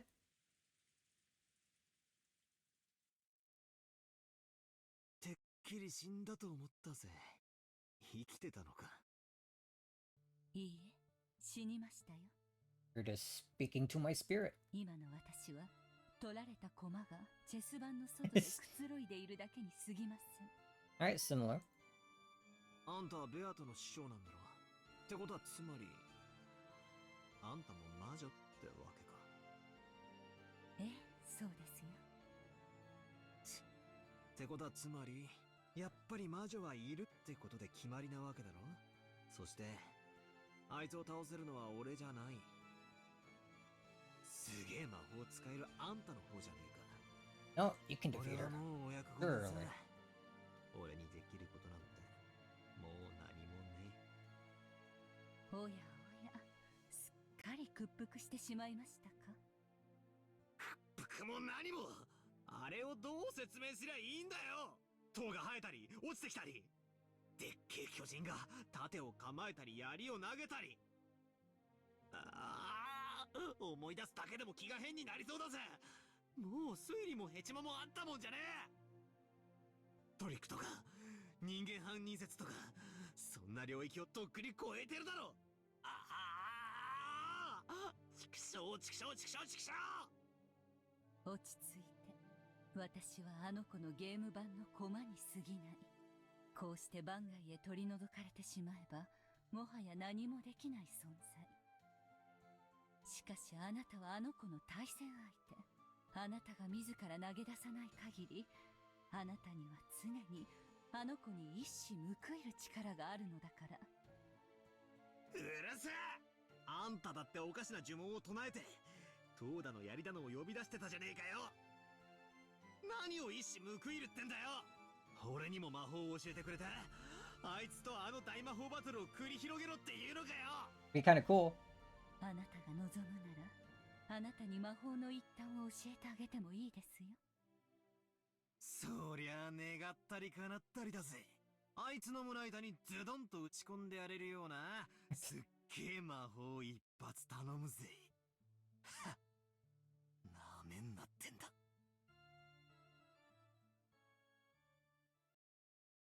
日本の魔法に雨乞いの儀式というものがあるそうですね。ご Hmm. 存知ですか？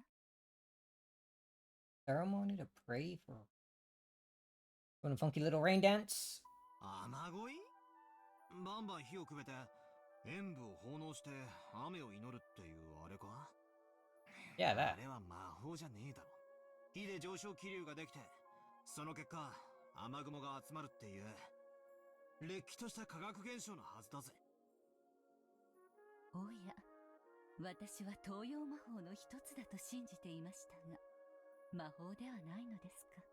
天に聖なる火を捧げ、敬いの演武を捧げることで、神々の心に雨乞いの嘆願が届くものと信じておりましたよ。大昔の連中はそうだったろうよ。でもその手のオカルトは大抵科学的に説明がつくもんだ。物が燃えるのはどうしてですか？物質にフロギストンが含まれているからでは？いや、物が燃えるのは酸化反応だ。フロギストン説はラボアジェが否定したはずだぜ。物に熱が伝わるのはどうしてですか？物質にカロリックが含まれているからでは？ Elric. そいつは確かジュールが否定したはずだ。熱はエネルギーであって物質じゃない。よくお勉強していますね。Wow, Balor's smart. 正しい知識ですよ。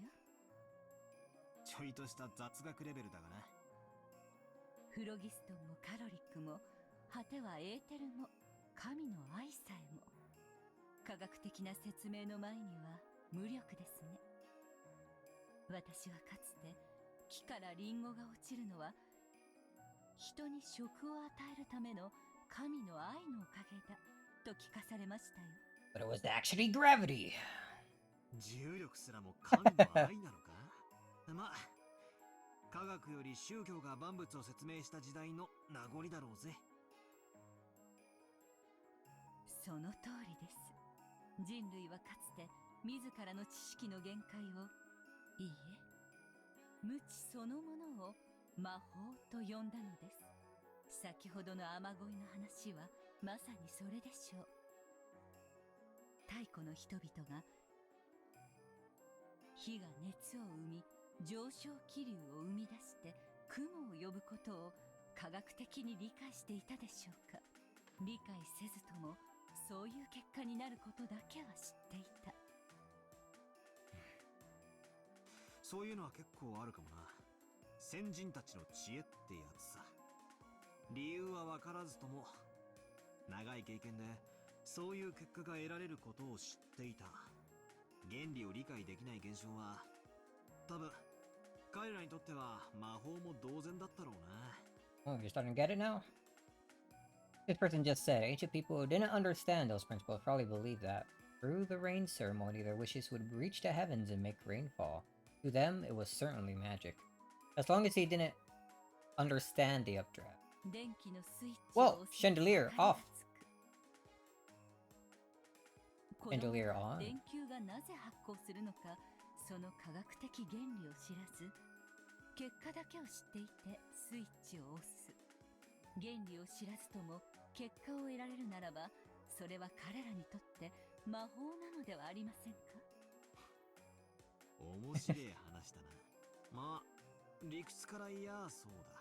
例えば俺たちはテレビのブラウン管にどうして画像が映るのか。でもテレビに物が映るのは当たり前だと思ってる。ブラウン管の原理を知らなくてもスイッチを押せばテレビが見られることだけは知っている。上昇気流を理解せずに雨乞いをするのと全く同じだ。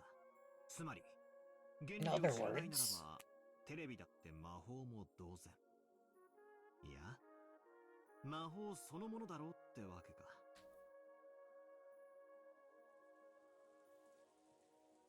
あなたはブラウン管の構造がどうなっているか知っていますか？分解してその中身を見たことは？ねえよ。本か何かで構造を読んだ気もするが、難しくてさっぱりだったな。確か、電子が蛍光物質にぶつかるとき、発光してどうだらこうだな。それは偽書です。What? 真実はブラウン管の中にグレムリンという妖精が閉じ込められていて。Oh, of course, the tiny gremlins, like the tiny little people who live in like the stoplight. So like change it from red to green and yellow, dude. 魔法で仕事をしてくれているからなのですよ。は？ You seen how big a stoplight actually is up close? They look so small up in the air. Those things I think are taller than I am. バカなこと言うなよ。そんなわけねえだろ。ブラウン管の中を覗いたこともないのに、どうして否定を？覗いたことはねえが、絶対にそんな妖精はいないと断言できるさ。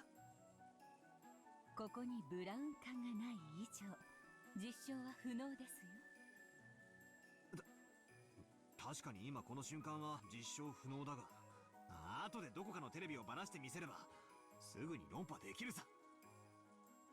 ということは、ブラウン管の中にグレムリンが閉じ込められていて、その魔法で映像を映し出しているという私の魔法説は、ブラウン管の中身を検証するまで否定不能ということになりますね。なんだよ、あれか？悪魔の証明だって言いてえのか？お前たち魔女のお箱だぜ。悪魔の証明は消極的事実の証明が不可能であることを逆手に取った詭弁です。しかし今のブラウン管の話は違う。テレビをたった1台分解すれば済むだけの話ですよ。そうだな、確かに悪魔の証明とは異なるな。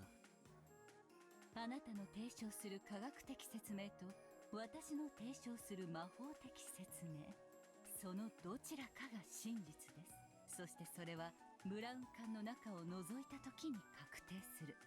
しかしそれを確かめる瞬間の直前まで私たちは互いの説を否定できないのです。つまり真実は一つであるにもかかわらず、ブラウン管の中を覗く直前までは相反する真実が同時に2つ存在することができる。一つしか存在してはいけない真実が2つ同時に存在できる異空間。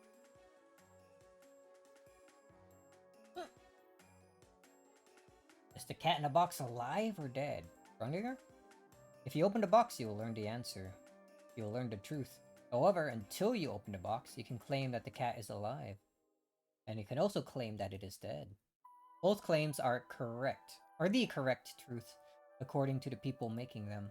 And even though the two sides are in conflict, neither can win the argument as long as the box remains unopened. In other words, two truths can exist at the same time, even though there can only be one cat in the box. It is packed with a living cat and a dead cat, forming a strange, separate world. That is what Ropponjima is now. The island is now a different world where a scientific theory and a magical one can exist at the same time. To a resident of the world of science such as yourself, at a glance, it may feel as though this island has been sucked into a world of magic.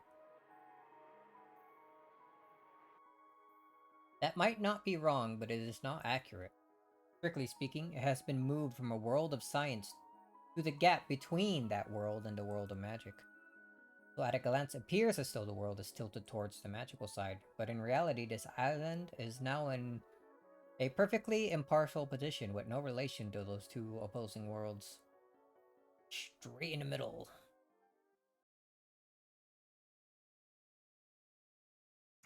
よくわからねえ。What? 現実と魔法の中間？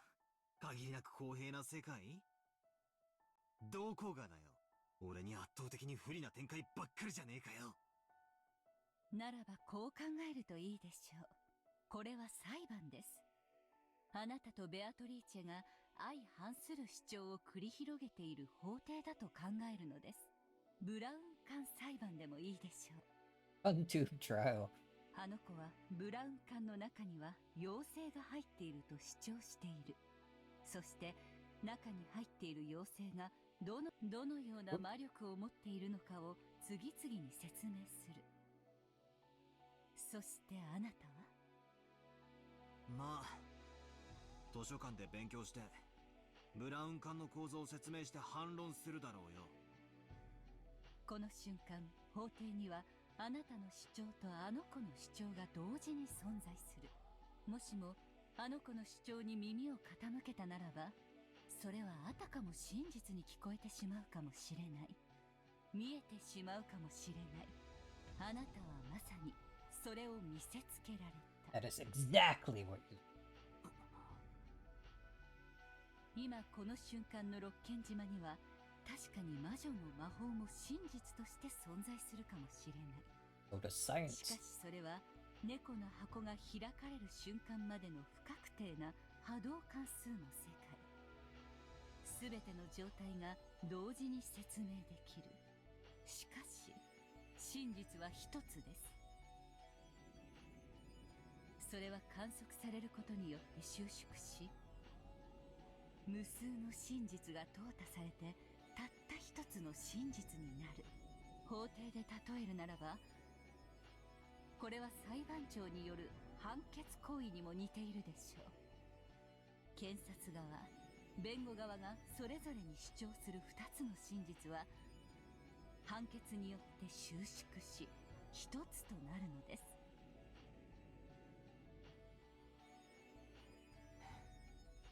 あんたの言葉を借りると、つまり今のこの島はブラウン管の中を覗く直前の世界ってわけなんだな。だからこそ科学説も魔法説もどちらも否定できない。否定できないってことはつまり、どちらも真実として存在できる。だから魔女も魔法も存在し得る。しかし同時にそれを否定するあなたの意見もまた真実として同時に存在。相反する二つが同時に存在できる世界。そして相反する真実が互いを否定する理由にできない世界。理解できてきましたか？つまりベアトがどんなすげえ魔法を俺に見せようとも、それは魔法説の主張でしかなく、俺を否定することには当たらない。He's finally getting it. Something I think I've been getting myself, like, since the beginning, mostly.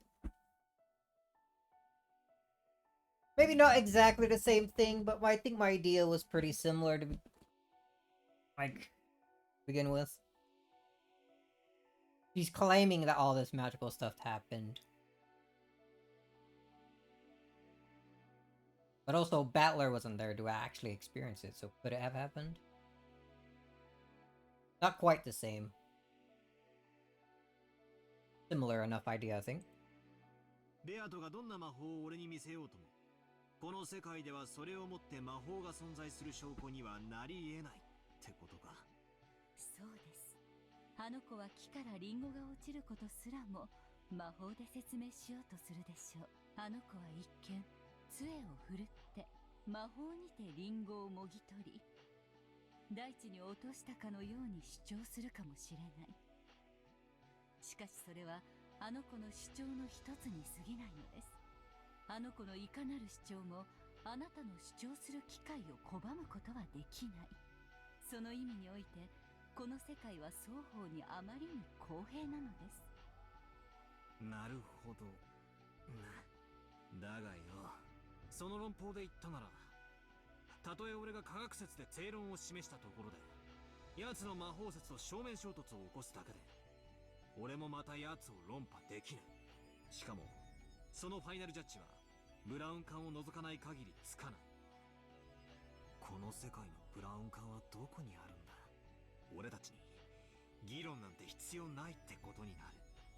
俺たちは、仲良くブラウン管の中身を覗けばいいだけの話じゃねえのか。中に妖精が本当にいたら、俺の全面敗北だ。いなかったら逆に俺の勝ち。俺たちはブラウン管を覗かずにどうして論争を繰り広げなくちゃならないんだ。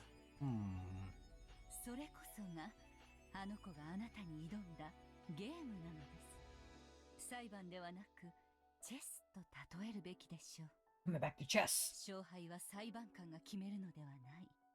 戦っているあなたたち自身が決めるのです。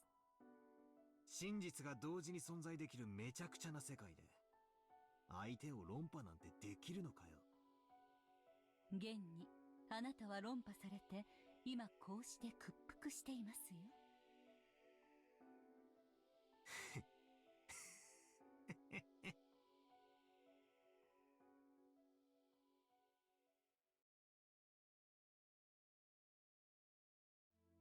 今私に助言できるのはここまでです。 Very good も advice. しもあなたが望むなら時折助言を与えましょう。 How are you gonna do that? ありがとう。 Also, new track? 助かるぜ。あんたの仇も俺がとAvenging a witch? 期待していますよ。あんた名前は？ベアトリーチェはかつて私の名でしたが譲ってしまった今、私は名前を持ちません。 Alright, give her a new name. ならば仮の名でも名乗りましょう。ワルギリアス。 Virgilius. いえ、ワルギリアではいかがですか？ Virgilia? Virgil? ワルギリア。ワルキュリア？神話の女神の名前だっけか？いいえ、ベアトリーチェのもとへ導くものという意味です。 The guide who leads the way to Beatrice. Virgilius was going to be a detective name in Scrapped Episode 3. Funny, that is a neat little reference. 煉獄さんの頂上にて待つあの子のもとへあなたを導く。 Mount Purgatory. その案内人にふさわしい名前でしょう。魔女を否定する俺が魔女の助けを借りるとはな。なるほど。異なる主張が同時に存在できるこの矛盾した世界ならそれもありってわけだ。笑える話だぜ。あの子の言葉を借りるけど、本当にあなたは不死鳥のような人ね。戦う気力がもう蘇ってきた。さあ、心の準備がいいならあの子のもとへ。あの子の座するチェス盤の正面へお戻りなさい。私の弟子とどこまで戦えるか楽しみにしていますよ。 Oh, hell yeah, back in. ああ、見てろよ。もうあいつの寝言には耳を貸さねえ。とことん冷静に俺の戦いを貫いてやる。もうあいつの挑発には絶対に乗らねえ。では戻りましょう。戦いの席へ。 At the seat of battle. おお、バトラー。そなたどこへ姿を消しておったのか。 What, worried? 負け犬は二度と姿を現さないかと思ったぞ。え。待たせたな。Snake? 頭を冷やしてきたぜ。それでわらわとお師匠様の愉快痛快爽快大喝采の素敵ファンタジーバトルへの回答は出たのかい？ Yeah, it didn't happen. Why? Because I said so. あんなのファンタジー以外じゃ説明不能だろう。Soundboard. お嬢様、さっき親切で上品にするとお誓いになられたばかりですよ。 When did she promise that? いけねえいけねえ。バトラの顔を見てるとついつい上機嫌になって。 She loves him. ほれほれ Loves Battler. それでバトラさっきの戦いだがどういう反応を示してみせ They る？ respond to that battle just now, Battler. It's in your name. バトル？何があったって？ What battle?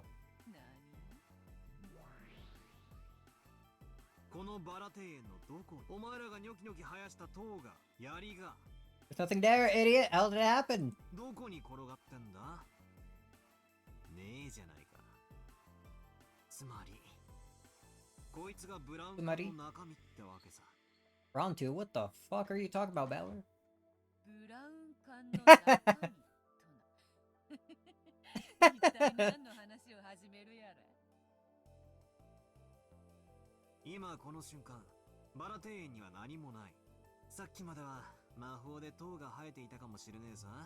だが、それはブラウン管の中を知るまでだ。魔法バトルはお前の解釈。主張に過ぎない。今この場に何もないのがその証拠。Man, this is some real, like, Gran Turismo type music I'm listening to here. I feel like I would... This is the kind of track I would listen to while, like, selecting a car to buy or, like, doing that little thing where you go to the car wash to wash your car up, clean it up. Man, I kind of miss Gran Turismo. Used to have a cool little steering wheel and, like, foot pedals that you, like, controller that would plug into the PS2 to control the cars. It was sick. 俺はさっきの魔女の戦いにこう反論する。今この場に何もないのは何事もなかったことの証明だとな。Damn, shouldn't have cleaned it up, Beatrice, idiot.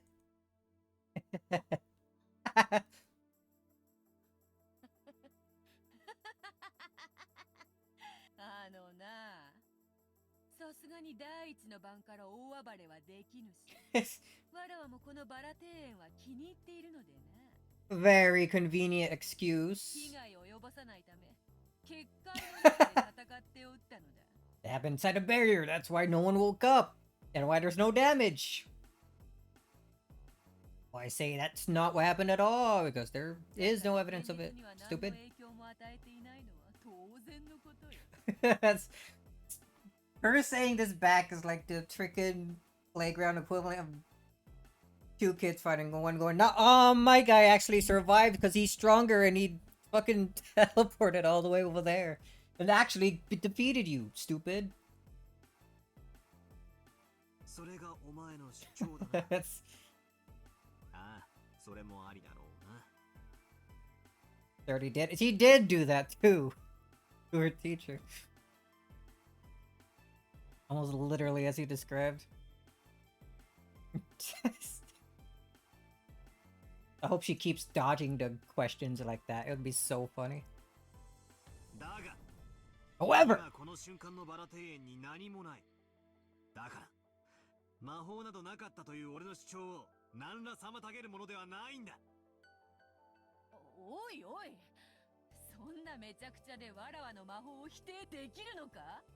魔法がないは証明不能。悪魔の証明であるぞ。今この瞬間のこのバラ庭園が真実だ。覗いた瞬間にブラウン管の中の妖精は蒸発する。そしてここには何の魔法の痕跡もない。だからお前らの魔女の戦いは行われなかった。なんだ、その返しても。Are you gonna counter that, Beatrice? 力をもしや。お忘れですか？多層世界収縮術です。Multi-layered world reduction technique. What the fuck? It has a name? 無限の魔女の力と対になる有限の魔女の力。Oh shit, he gained the power of the finite witch. 無限の魔女にしか悟ることができず、そして無限の魔女にとって最も強力な効果を発揮します。シュレディンガーの猫箱か。Stranger's cat. あの老いぼれ魔女め、余計な入れ知恵を。時間をロスった。使用人5人とじいさまで6人の死体。状況を確認させてもらうぜ。俺がもたもたしてて時間を無駄にしちまった。ここからはサクサクいくぜ。 Yo, speed run. 席につけ、ベアトリーチェ。I love this sprite. ようやく第一の番じゃねえか。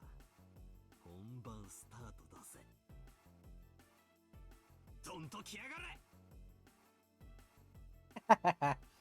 Oh yeah.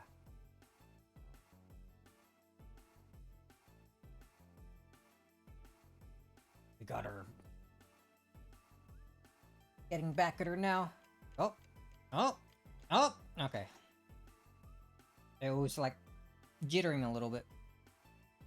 Taking a little while to move about, what is that, 35 minutes?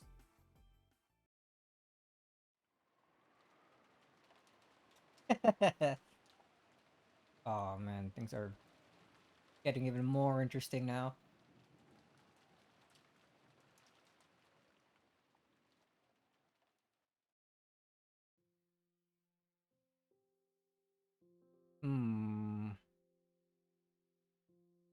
Do we continue or do we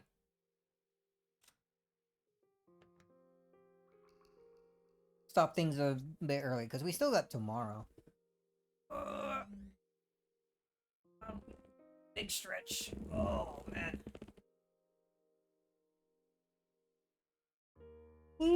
Oof. Oops. The next part could take a while. Feels like it might, since we're getting into the meat of the episode now, it seems. All the prologue stuff done. We got the murder's about to be revealed. Yo, we got her. Get to see the full sprite. Very fluffy looking. Fluffy dress. The now retired Endless Witch and Beatrice's teacher. She used the endless magic properly and devoted her life to the smiles and happiness of many. Complete inverse of Beatrice. Their colors are almost... feels like they're inverted. She taught Beatrice the endless magic, believing that Beatrice would also devote herself to the people, and retired. Though she was Beatrice's teacher, she was also a magician employed by Beatrice's family. For that reason, she interacted with Beatrice in a manner fitting for a servant. Some point to this as the source of Beatrice's arrogance and recklessness. Magician employed by Beatrice's family. Family. At the very start, was that like a young Beatrice talking to Virgil here? I'm gonna keep calling her that. Did call her princess.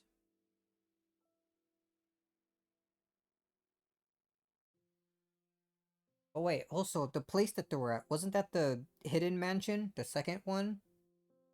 How long ago could that have actually been?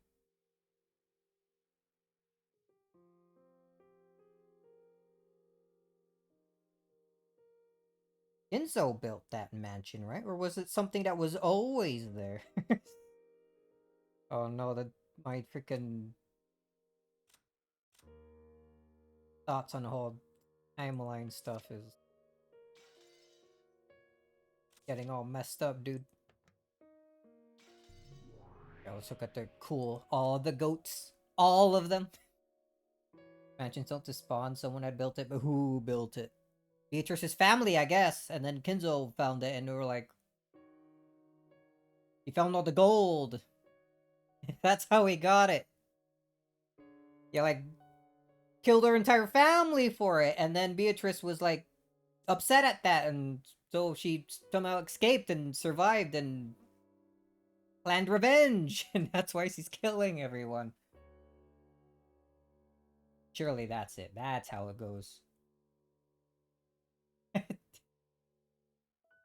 Alright, but yeah. We end things here. A little bit of a shorter stream this time, but we'll play. Probably a bit longer next time. Sunday, probably won't do anything.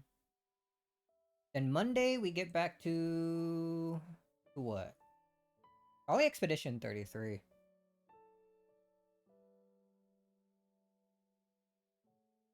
Expedition 33.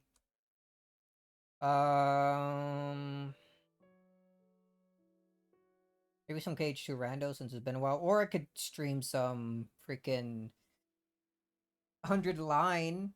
That could be interesting. I mean, I didn't stream any of it, so it'd be weird to stream as I'm in the middle of it, but I don't know. Going through the... I think last we completed one of the storylines, right? So we at least be at the start of a new, like, timeline to go through. Wouldn't it be as awkward, I suppose? But a little bit. Maybe we could stream, like, the start of the path where we choose to kill instead of save.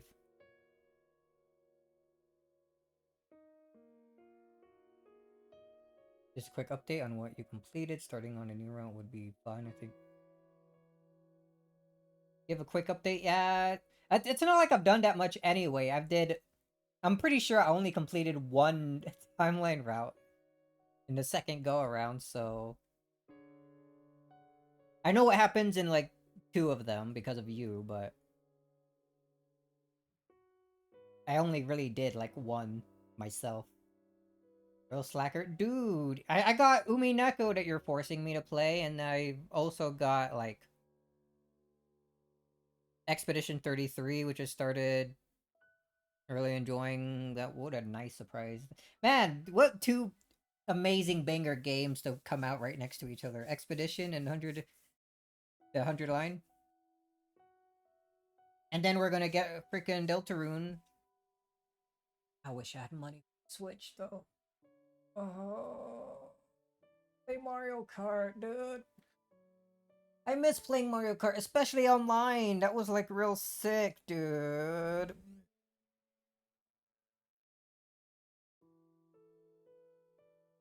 Quick, someone donate, like, $500 so I can get a Switch. Oh, there.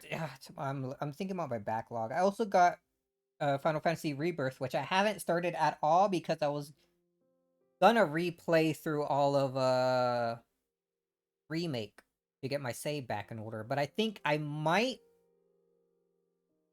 I still have my my original, what was it, like, PS4 save. I remember long ago I copied over my PS4 save and converted it to a PC save. So I at least have all of I have that 100% completion on, like, my base game. What I could do is stream the additional stuff to, what was it, Renegade? The stuff with Yuffie and all that. Since I've done a little bit of that, but that was, like, a couple years ago. So I could just start over. Recopy my fresh, like, base game completed save and then go through the Yuffie stuff. Maybe have a quick refresher on what the hell happened in the main base story, and then more quickly get to the Rebirth stuff. I'm thinking that might come after Deltarune, though. Who knows how much time I'm going to be sinking into that. Trying various things. I gotta go immediately offline as soon as Deltarune chapters come out.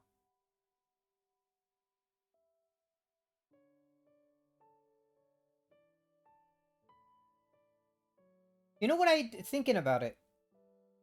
You know those YouTube videos who will have, like, thumbnails of, like, new game, all boss battles, and have, like, spoiling every single, like, major boss in, like, the thumbnail, and, like, a freaking 5-way split or something. I haven't seen those, like, at all recently. That they do they just not get recommended anymore? Do people just not like making them?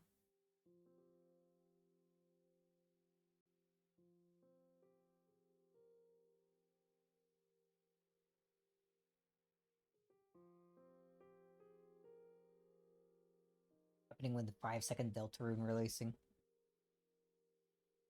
Have you decided which route you were gonna do?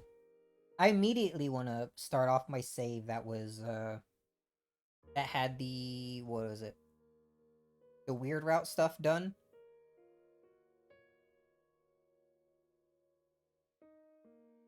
I feel like there has to be maybe not a weird route, but something as major as it somewhere in chapter 3. And I feel like having completed the weird route, maybe even having to watch with you, maybe that's a big thing to it. Maybe having Noelle notice that you had her watch is like a big trigger for it. You think? It's such a missable thing because you not only need to do the weird route, you need to also make sure to equip her watch on yourself.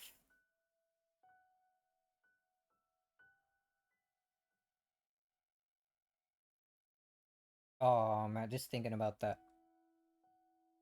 Starting one where you have the loaded disc and a thorn ring. Both of them, you're like revived Oh, hold on. Maybe that's another. I'm not thinking about it. About the relation of like Tenna and yapping about nonsensical things on the freaking ending screen. Too long here.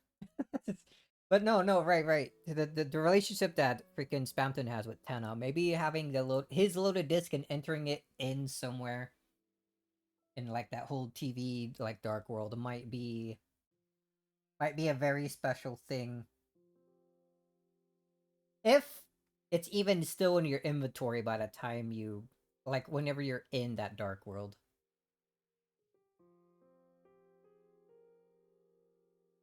Oh man. Thinking about all the different things, different ways that could go is like really interesting.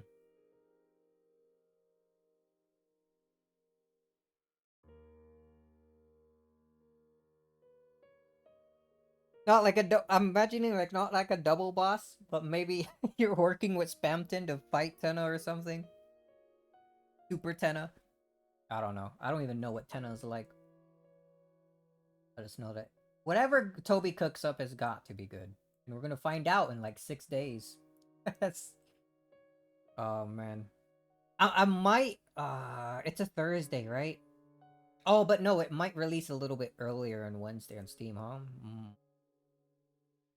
In any case, I might end up going through the entire chapter like just in one stream. Not stopping until going through. I don't think I would want to stop midway through for the chapters. Especially considering the long wait I've done. Your wait wasn't nearly as long as mine, dude. You started playing Deltarune like a couple months like before.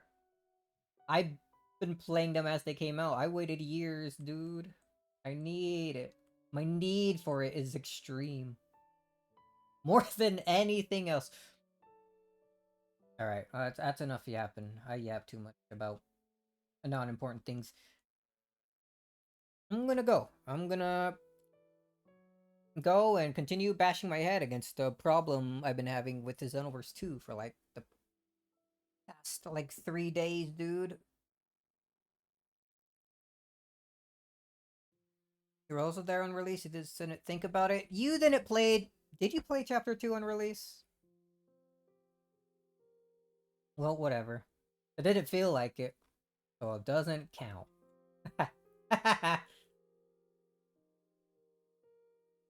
Just didn't have your saves anymore. I see. I see. But yeah, but right. I'm gonna go and probably continue bashing my head against the Xenoverse problem for like 9 hours straight again. I'm so close, but I need to figure out how the game loads the data. It's annoying me just thinking about it. I'm gonna start drinking again because of it. In any case, anyone want to watch me, thanks for watching, and I'll see you all next time. More of this tomorrow. Probably play for a little bit longer. We're at the start of the meaty part of the story when murder's about to be seen and revealed. Saw one of them already. It didn't update Shannon's portrait though, did it? Or description? Character sheet? Whatever you want to call it.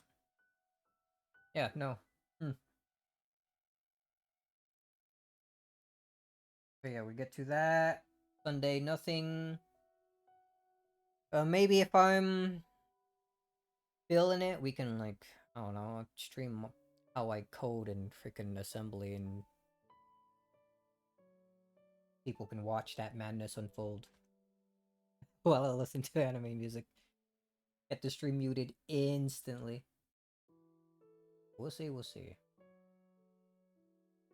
Already said my usual outro thing, I think. So, see ya. Bye. Bye-bye.